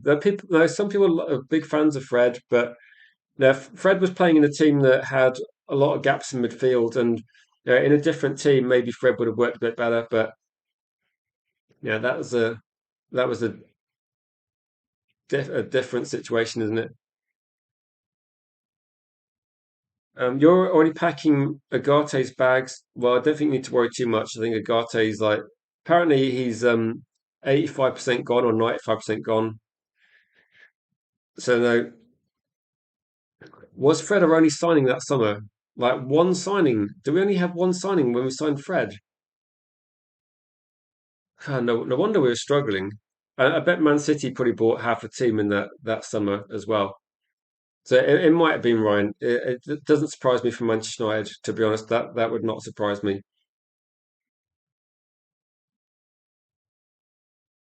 If you're Chelsea, Chelsea might not be able to get. I'm not sure the Chelsea checkbook's going to be out this summer. I think Chelsea are going to be struggling a little bit regarding that one, which I think is a good thing as well. No, so I'll be live for like another 5, 10 minutes. People got some comments or questions they want to be putting in. I think in terms of like value for money, then that's kind of what Manchester United need to be doing. They need to be looking at, say, the Moneyball situation where, say, if I'm looking at these deals, I think Fernandes is a good deal from a relegation team. I think João Gomez. I don't have any information on João Gomez on me today or pictures, but Angela Stiller. Do we feel like Angela Stiller is a deal we can get done without too much opposition? There's still this kind of underlying interest from Real Madrid, but I haven't seen any big stories about it. I haven't seen a lot of Angela Stiller stories recently, so that's one where that's gone. It seems to have gone a bit quiet about Angela Stiller, so I don't know what to think about that one.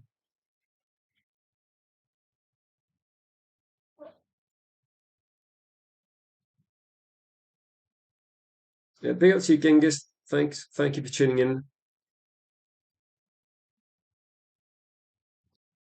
So yeah, if you want to go down that route, then Yildiz is going to be incredibly expensive, Fanshu, like incredibly expensive. So I think Yildiz is one that as soon as we linked to him, Juventus' response was he's going to be he's going to be roughly what like 100 million.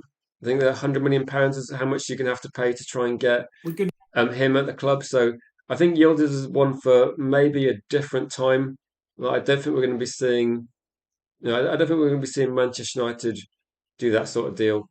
I think he'd be a good option, but I'd be surprised if Man United can actually do it. Like Yildiz feels like a deal for another transfer window. I get the feeling also that Juventus are going to be tying him down to a big contract as well. Ben Jacobs saying done deal expected to be permanent. Rasmus to Napoli. So is that about 40 million pounds coming in? That's pretty decent money actually, considering that's not bad. I know Rasmus has been was at the club for a couple of years, a year on loan, so that wouldn't be a loss either, would it? I don't think there's going to be, we're not going to be paying many add-ons for that either.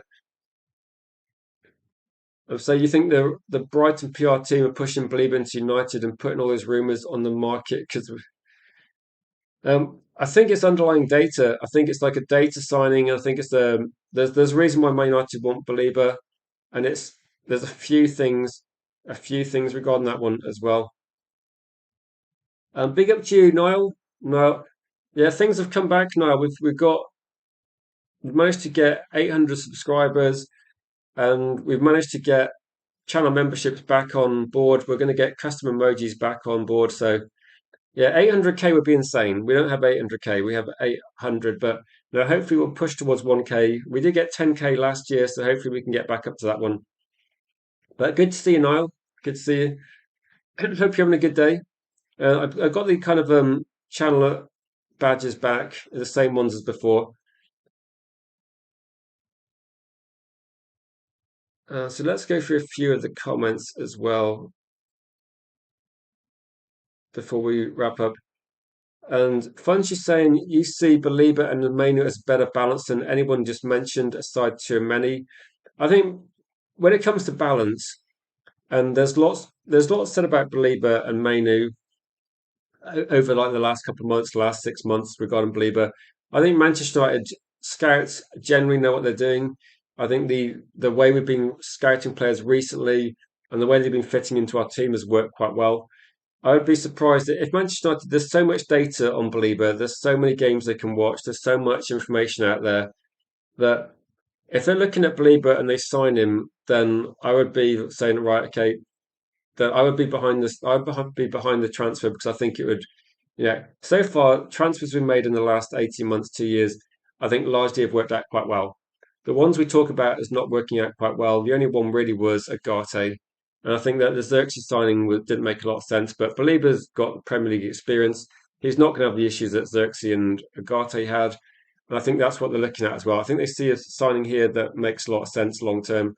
So I think I'd just be open minded and say if Believer gets signed, then I think he's going to do a lot of positive things for Man United. I think fans would like him. I remember people being a bit apprehensive about Dorgu, but I think Dorgu's upside. We're starting to see that now. So, but if it's truly, so if Villa interested in Rashford, I don't know what's going to happen. When was the last time Dallo put a shot on target? I think he might have done like a back pass to the goalkeeper at some point early on in the season, but Dallo should be Manchester United's next season. Michael Carrick favours one attacking fullback. Dallo should just be back defensively, and we should be looking at whoever it is on the other side, whether it's going to be Caglioglu, Juve, Lewis Hall, Luke Shaw.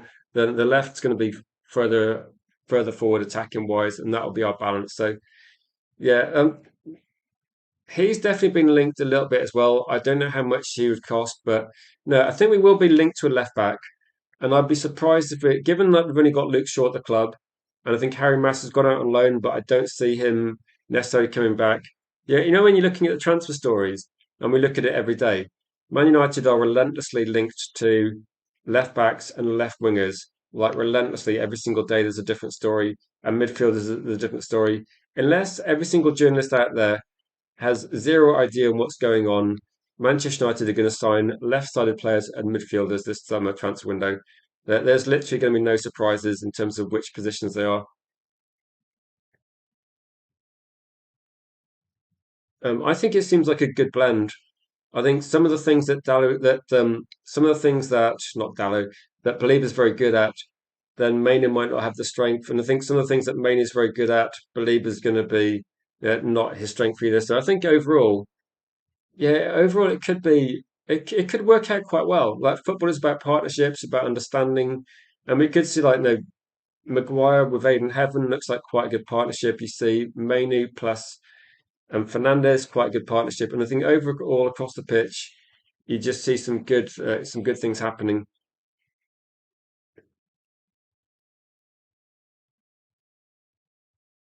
So Rom is 28 though. Uh, I think it makes it look unlikely though that if Rom's 28, I know he's been on the radar for a few years by certain fans, but I don't think Man United would be looking at a 28-year-old. If Luke Shaw's what 29, I think United will be looking at a younger. Like if looking at left backs, probably look at Lewis Hall. He might be the most likely one. Otherwise, yeah, it's not good. I don't think it's going to happen, is it?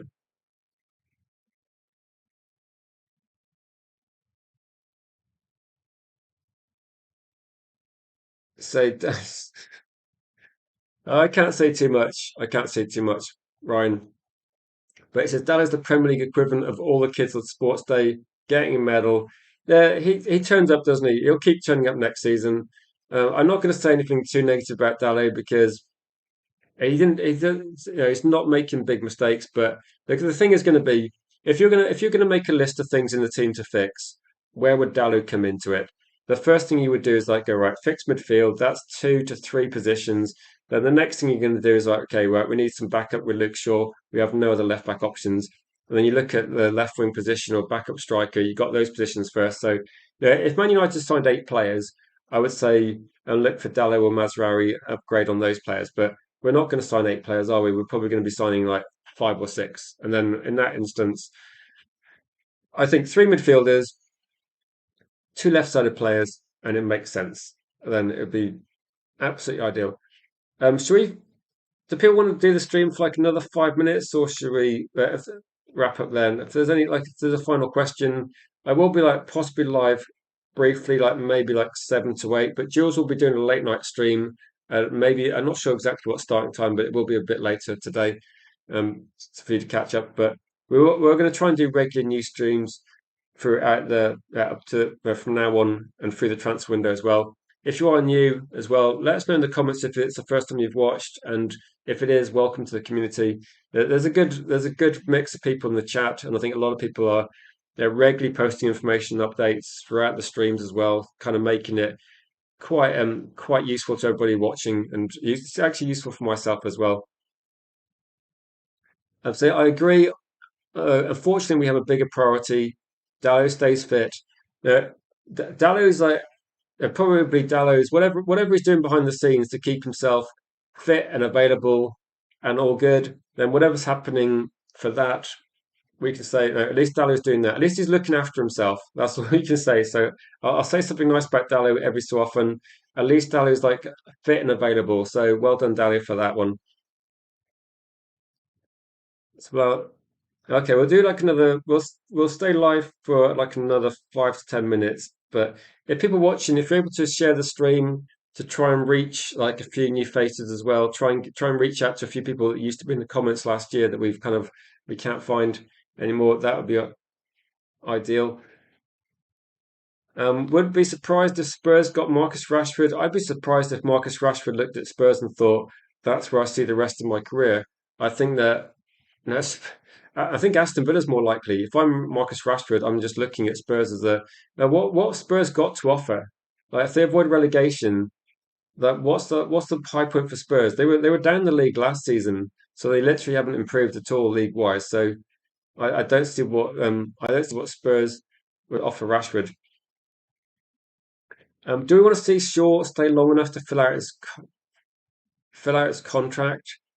Um, I don't know.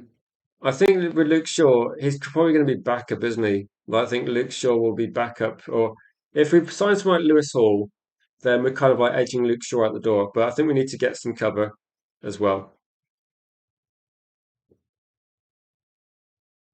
But I think long term, I think Dallo actually is a player you can sell quite easily.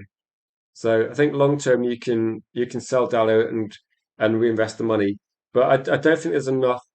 I don't think Man United are going to have enough time or be able to do enough for that one as well.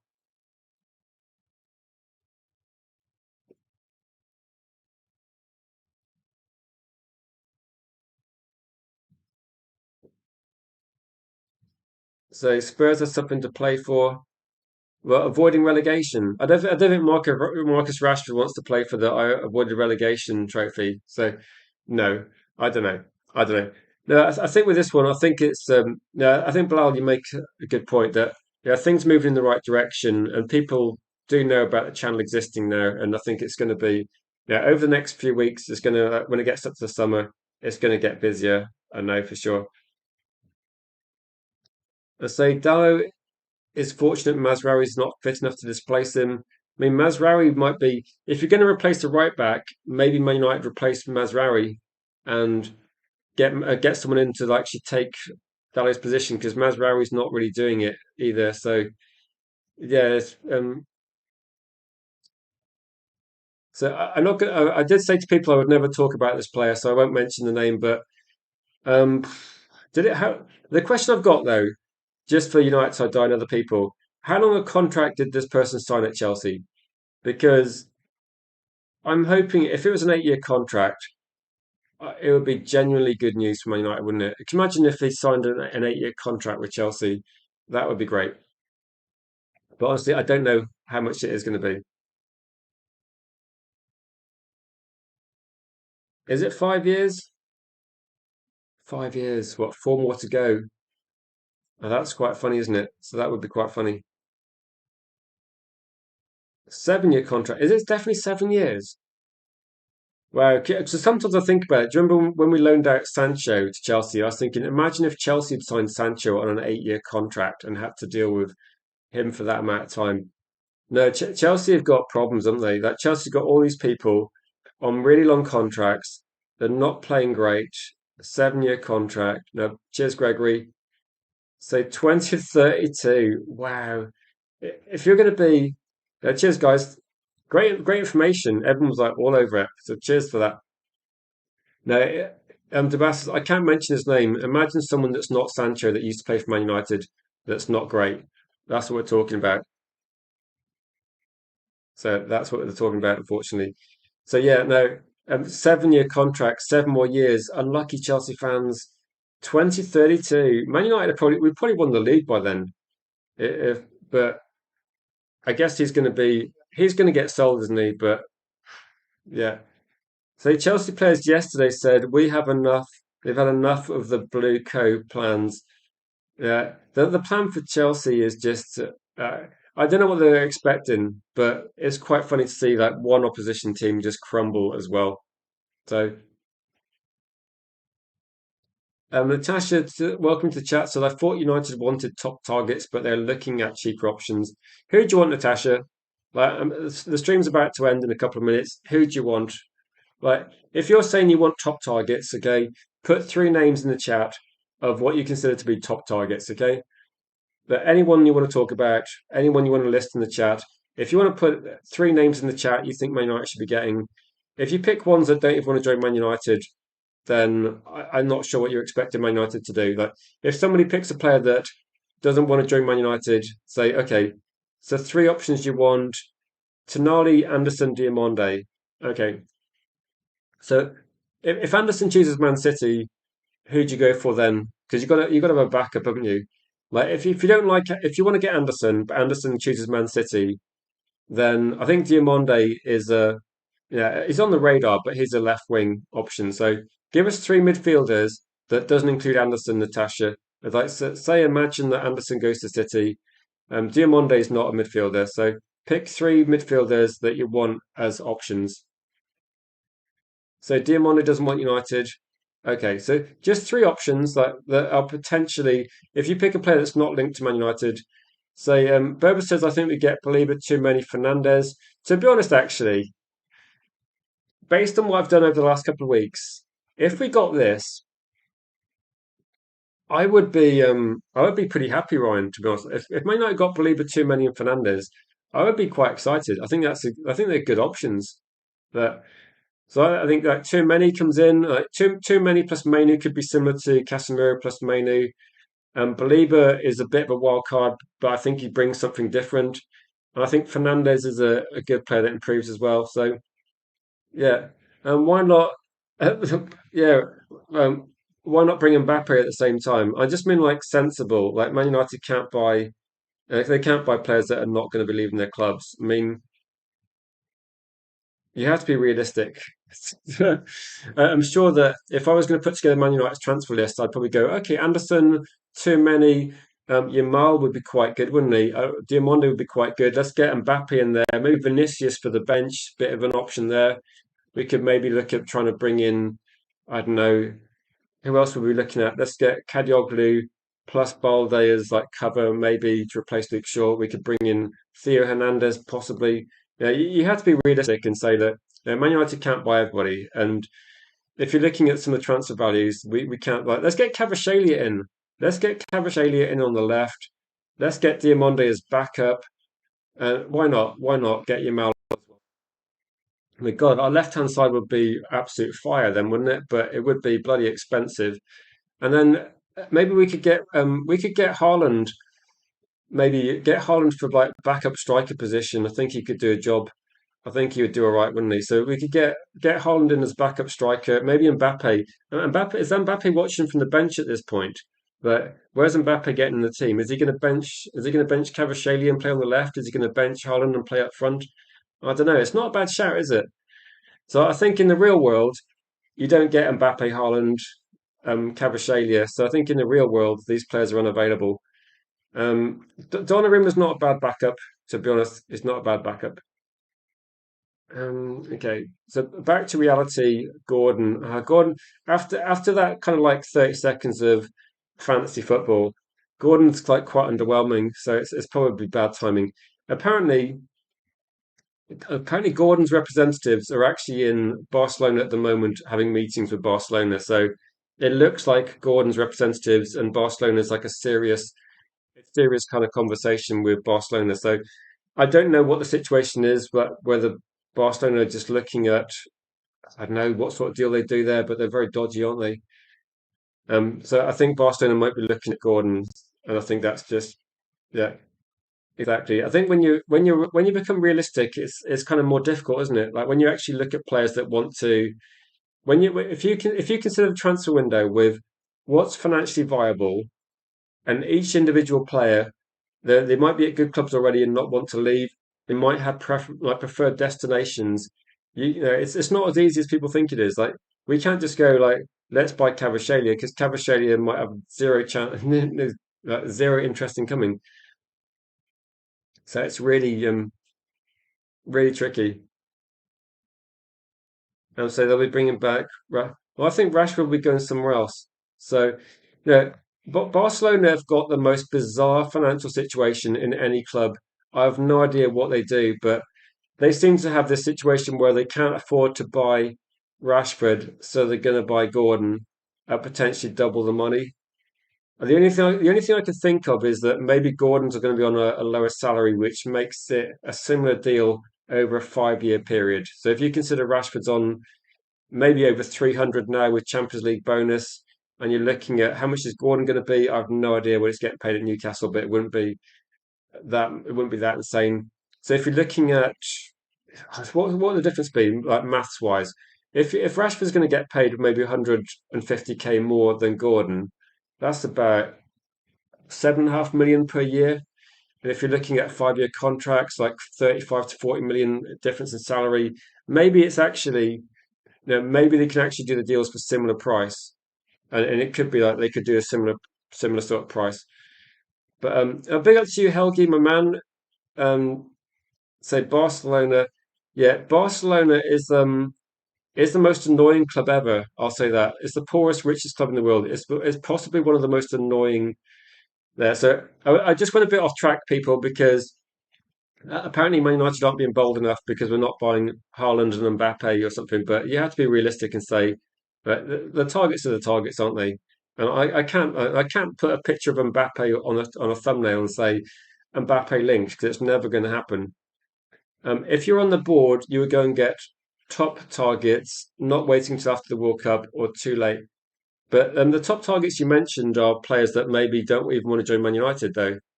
So I think it's unrealistic sometimes to pick players that won't even aren't interested in Manchester United.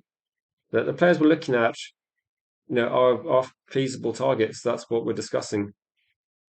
Big up to you, Gaz. Good to see you in the chat. Um, yeah, just looking at the comments, we're not a bit off track a little bit. I do agree to some extent that if Manchester United want to get Anderson, then make an offer. Like put an offer into Forest, say this is the offer. If Anderson has no interest, then you move on and you move on to the next target. And then you look at maybe whatever the next target's going to be. If Manchester United want too many, they kind of need to speak to too many and say, look, if you want to leave Real Madrid, let us know. We're kind of interested, but and this is what we'd offer you. And we could agree terms with too many and find out how much he's going to want, what the situation would be. And then if he doesn't want to sign, he doesn't want to sign. So it's tricky, isn't it? So it's because Barcelona want to sign Julian Alvarez, who will take up most of their budget. They're still under restrictions. Yeah, they're a bizarre club, aren't they?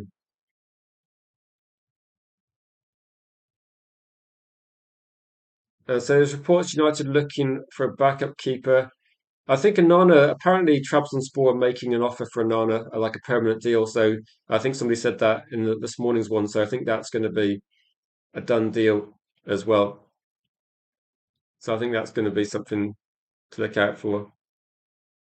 But also, for people that are watching, if you're new to the channel, we just hit 800 subscribers. We're pushing towards getting 1K subscribers. We just got channel memberships back on the channel, so I will be able to put custom emojis back in the chat soon.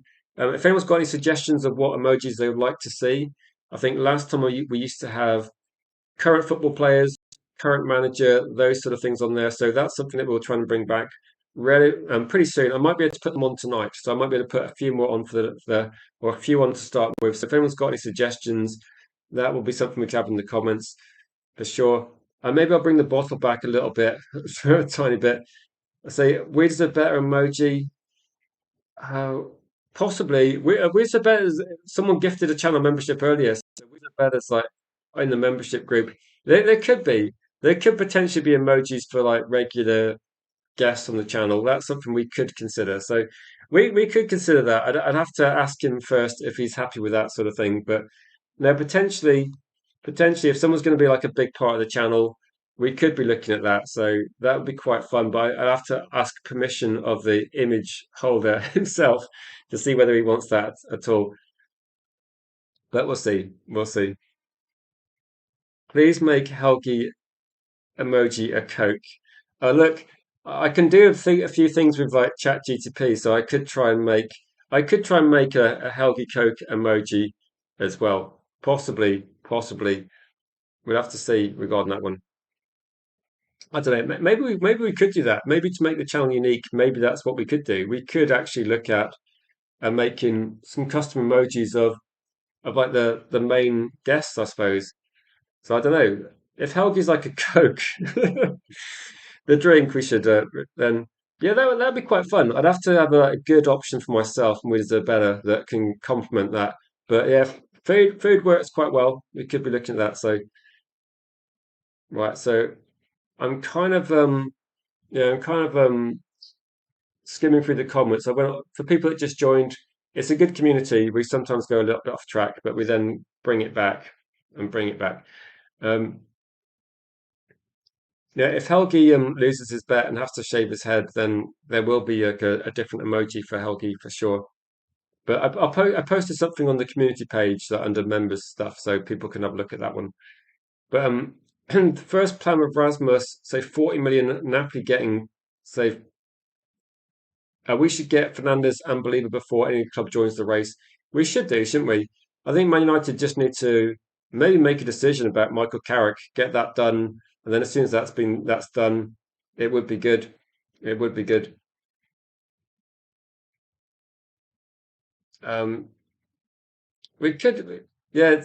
To be honest, if you got a picture, Helgi, and then I don't actually know what I could do, but I could try. It's difficult. I'd have to write the name because I don't think ChatGPT is going to know who you are unless I got something of like I don't know how I could do that. To be honest, but yeah, no, maybe if you got a photograph that I can use a photograph. I think, but it'd be difficult to do that. So genuinely difficult. I don't know. Fernandez a bargain price. Yeah. Do I see that 27 million? So I put a poll in the comments and I put the price at about, what did I put the price? I put the price at about 34 million because I thought that's how much it was going to cost, but that would be really cheap, like really cheap. So 27 million pounds release clause, that feels too cheap, doesn't it? If West Ham get relegated, I'd be literally waiting outside, waiting outside. Well, I'll have that West Ham on speed dial because I think they're gonna get relegated this season. I would be all over it. So yeah, that could be a positive. So did I see the reports, Fernandez? I didn't see that figure put on there. I saw that there's a potential price of about 34. So I'd be very happy with this one.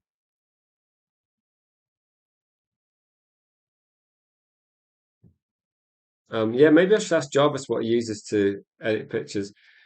Alte says leaving Vitek wants regular football, so you see Anana's not coming back, I don't think. Anana's not good enough to come back.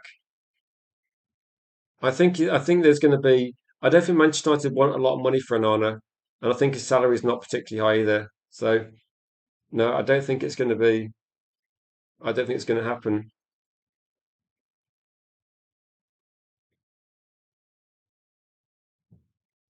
West Ham fan channels are denying it, but it's in the media as 27 million. That's a good deal. Well, that is too good a deal, isn't it? Yeah, hopefully it happens. That that I suppose in a way I kind of want to see Spurs get relegated, but I think we could be in a situation where we got some. I think we've got potentially. There's a lot of good options at West Ham, isn't there? West Ham feel a bit like an animal walking around like in Africa, where all these kind of predators are just waiting for it to fall, and it feels like we're circling West Ham, waiting for West Ham to drop. And as soon as West Ham go, we're just going to like go in and start picking at the corpse of West Ham. So if I was a West Ham fan, I'd be thinking, right, you've got to beat Arsenal. You've got to get some wins. You've got 3 games. You've got to get some points on the board because otherwise you're going to lose like half your team. And it's going to be so difficult to get this quality of player back. So, yeah, really tricky. I think Arsenal will win against Atletico Madrid. I think they've got a better team. So, but we'll have to see. It might be defend. It might be quite close, but I think Arsenal are going to win this one.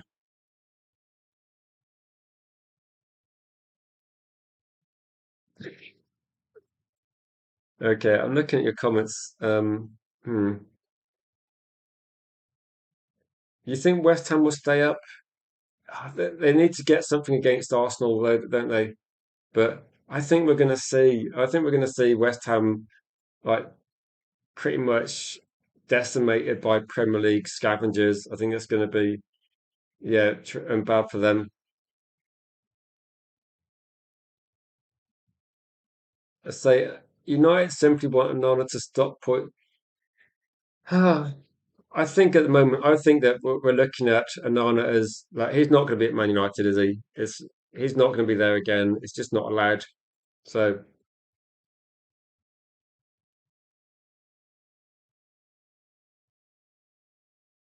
any final comments and things? I did say I'd do an extra 10 minutes, but I'll need to head off now if I'm going to do something later on to the channel today. And people that just tuned in, please subscribe if you're new.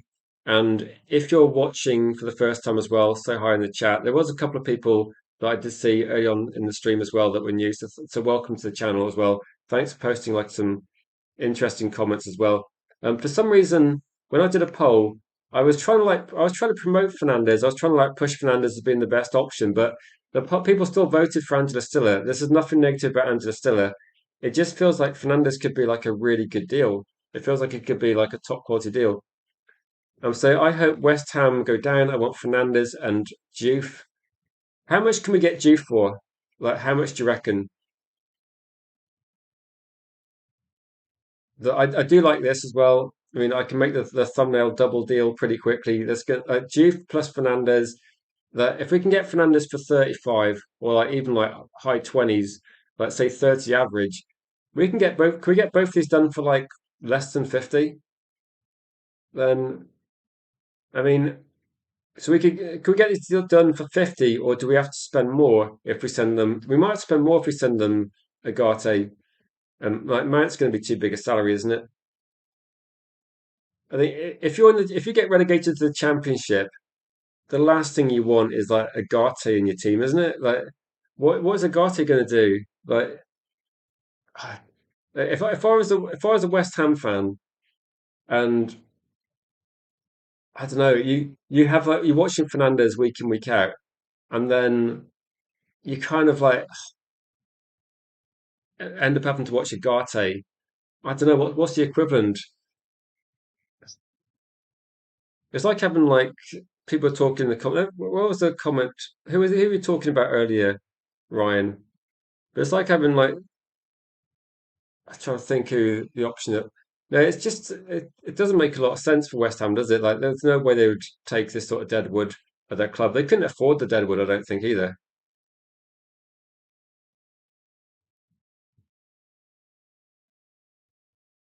Let me just have a quick check, see if there are any updates.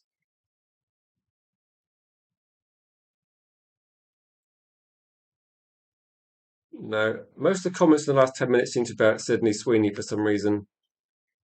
So it wasn't really helping. Wasn't really helping, to be honest, in the chat. Um, I was gonna say, I was gonna say the same thing, Helgi. It's like you read my mind. I was going to say it's a little bit like going from Sydney Sweeney to Susan Boyle. If you know, you know. If you don't know, just Google the first one. That will give you the information you need to know, and that will be enough information to make a judgment call. But yeah, it's a bit like that, Helgi, isn't it? It's a bit like going from something very good to something that's maybe not ideal in comparison. Put it that way. But yeah, it would be a bit of a downgrade. All right, let's go somewhere else because yeah, I don't think people would some people might not appreciate that reference, but I think if you know, you know, it's pretty fact. I think it's in terms of like a metaphor, it works spot on. Um, say Lucky's ordered a taxi to Manchester Airport for Agate, Italy bound. Yeah, drop Agate in Italy where the and maybe drop Xerxes in Italy as well, where they can at least yeah. Yeah, yeah. I like the way you found a positive. That's like saying like Agate. And what can Agate do? Agate can defend a bit. Yeah, he can defend a bit the same way that Susan Ball can sing. But again, I think Ryan and Helgi were looking at potentially other attributes that's brought to the table that was the non other things. Okay, so Stiller, Tonali, Belieber, Fernandez, says Helgi. So I think that if you're looking at those ones, I think Tonali's the only one that's quite pricey, isn't he? I think with Belieber, yeah, a little bit.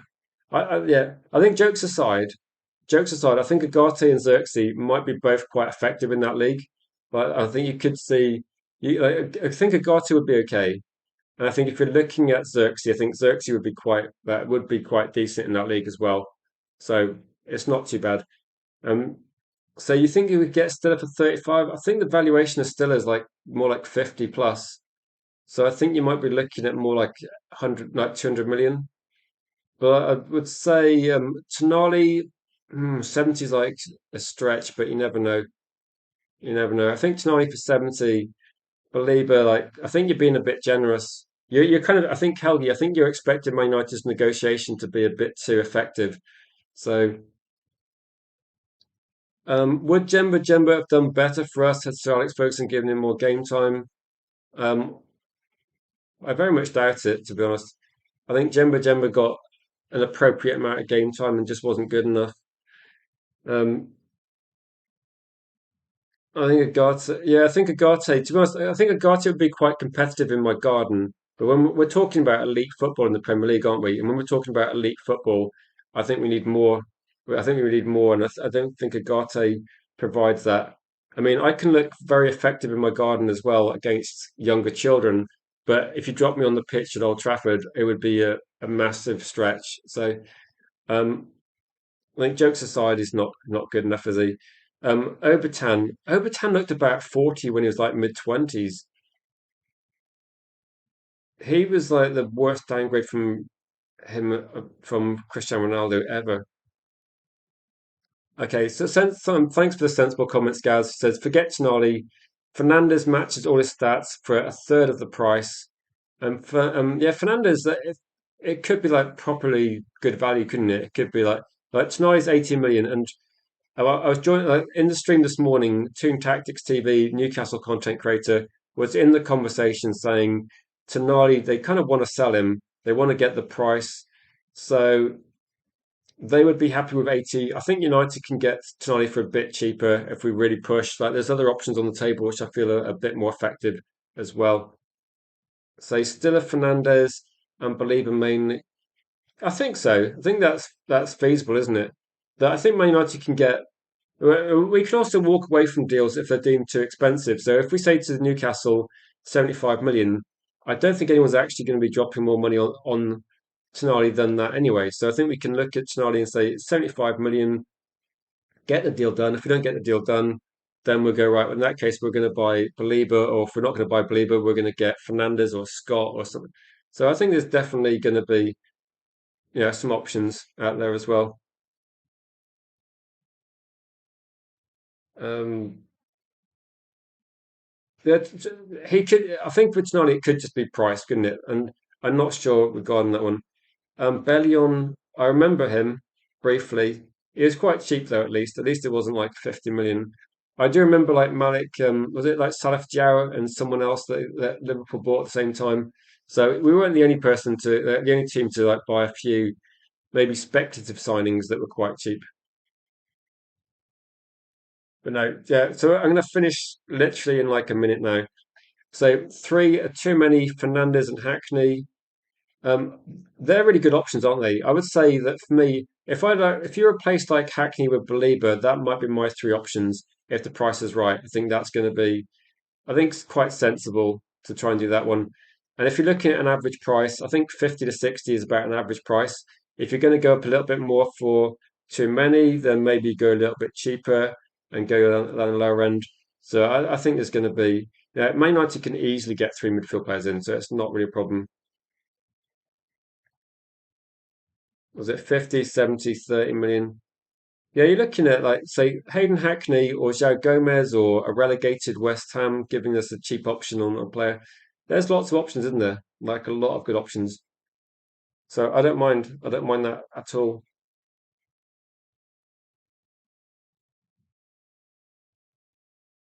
Exactly.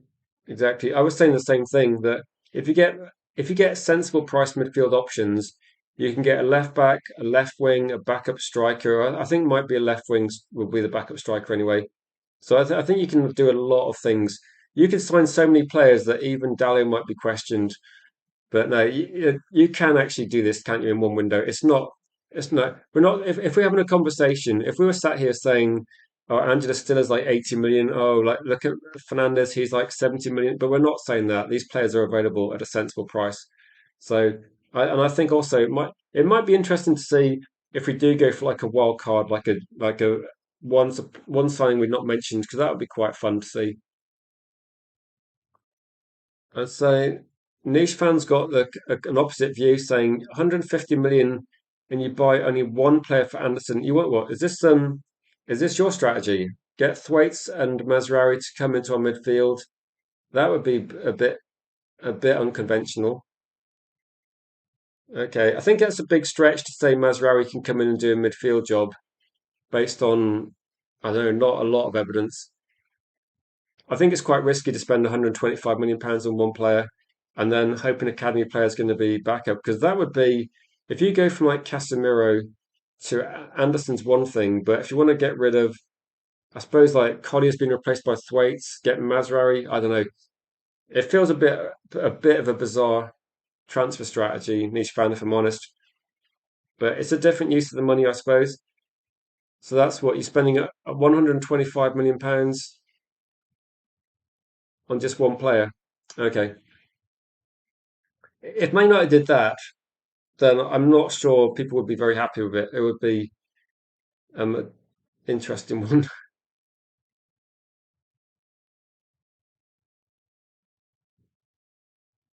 Um, yeah, I think with Thwaites, it's very early for an academy player to come in and feature like prominently in the first team. That's something that I don't think is going to happen, but we'll see what happens.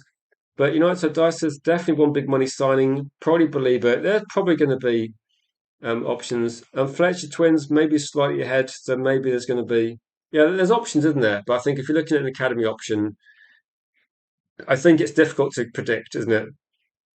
I would not be that impressed if Manchester United signed like just one midfield player and then followed it up with actually no other signings. Like if we only got one midfield signing, that would feel like a massive gamble, like a massive gamble. But yeah, it's tricky to see. But yeah, welcome to the chat, niche fan, as well. So I just if anyone's got, I'll just give you people to put a couple of comments in. So I'll make it to our stream then. So that gives you 3 minutes if you've got any final comments. Yeah, Collier could Collier revive him? It could be that it could be that with this one's tricky, isn't it? It could be that Collier's just like injury issues are going to hurt him. Because I don't think Collier's been available for a lot of the time. But no, interesting to see if they could do that. We have to get Anderson. Any signings going forward have to be the best in class as niche. Um, Thwaites, how old is Thwaites? So I think that the difference between under 18s and under 21s to the first team is, I don't know, it's a bit insane, isn't it? Cheers, Mr. Helgi. I'll be in touch, and maybe the Helgi custom emoji Coke can might be at some point in the production. We'll have to see. That could potentially be something. But yeah, make sure you subscribe, share the channel if you want to as well across your social medias. That would be appreciated. Just a link for people as well. Don't forget to join the channel Discord to be kept up to date with things going on behind the scenes as well. I'll post that in there as well. If you are a channel member, then the community page on YouTube, I will be posting maybe a poll to decide about custom emojis. I might have to message. Like, I think at the moment they'll probably be quite straightforward ones. I'll put a couple on there that are football players, but we will be looking at voting on that as well. There is like a an open question as well. You can just type in things as well. But then, guys, so we sold the wrong midfielder. We should have sold Collier, says Danny. But I think Collier's been injured as well, so maybe there's a problem with like that. I can't remember at the time when the other player was sold, but Collier's had some injury issues. So he's 18. It's going to take a bit of time, isn't it? I think the people are always looking to rush people through, but you have to be patient with some people, don't you? And Grover said United needs to take transfer offers to both Forest and Madrid for what 70 plus. And the first, I think the problem is Nottingham Forest want more money, and I think Real Madrid want too many to stay. So yeah, tricky deal. Big up to you, Yarley. I'll look into that, Yarley, because there will be a couple of streams there will potentially be something tonight at 7. There will definitely be something later on with Jules, but we'll see. Maybe a couple of short streams this evening, and maybe just to keep you guys involved. But yeah, thanks for your suggestions. If you're in the Discord, like I said, then please post suggestions. And always, if you want to leave a comment on any video or something you think is worth talking about, or something you've seen that's interesting, let me know and we'll cover that as well. But thanks for watching, guys, and we will catch you guys probably about 7 p.m. tonight. If not, there will be a stream a bit later on with Jules hosting as well. But then, guys, thanks for watching, and we'll catch you in the next live.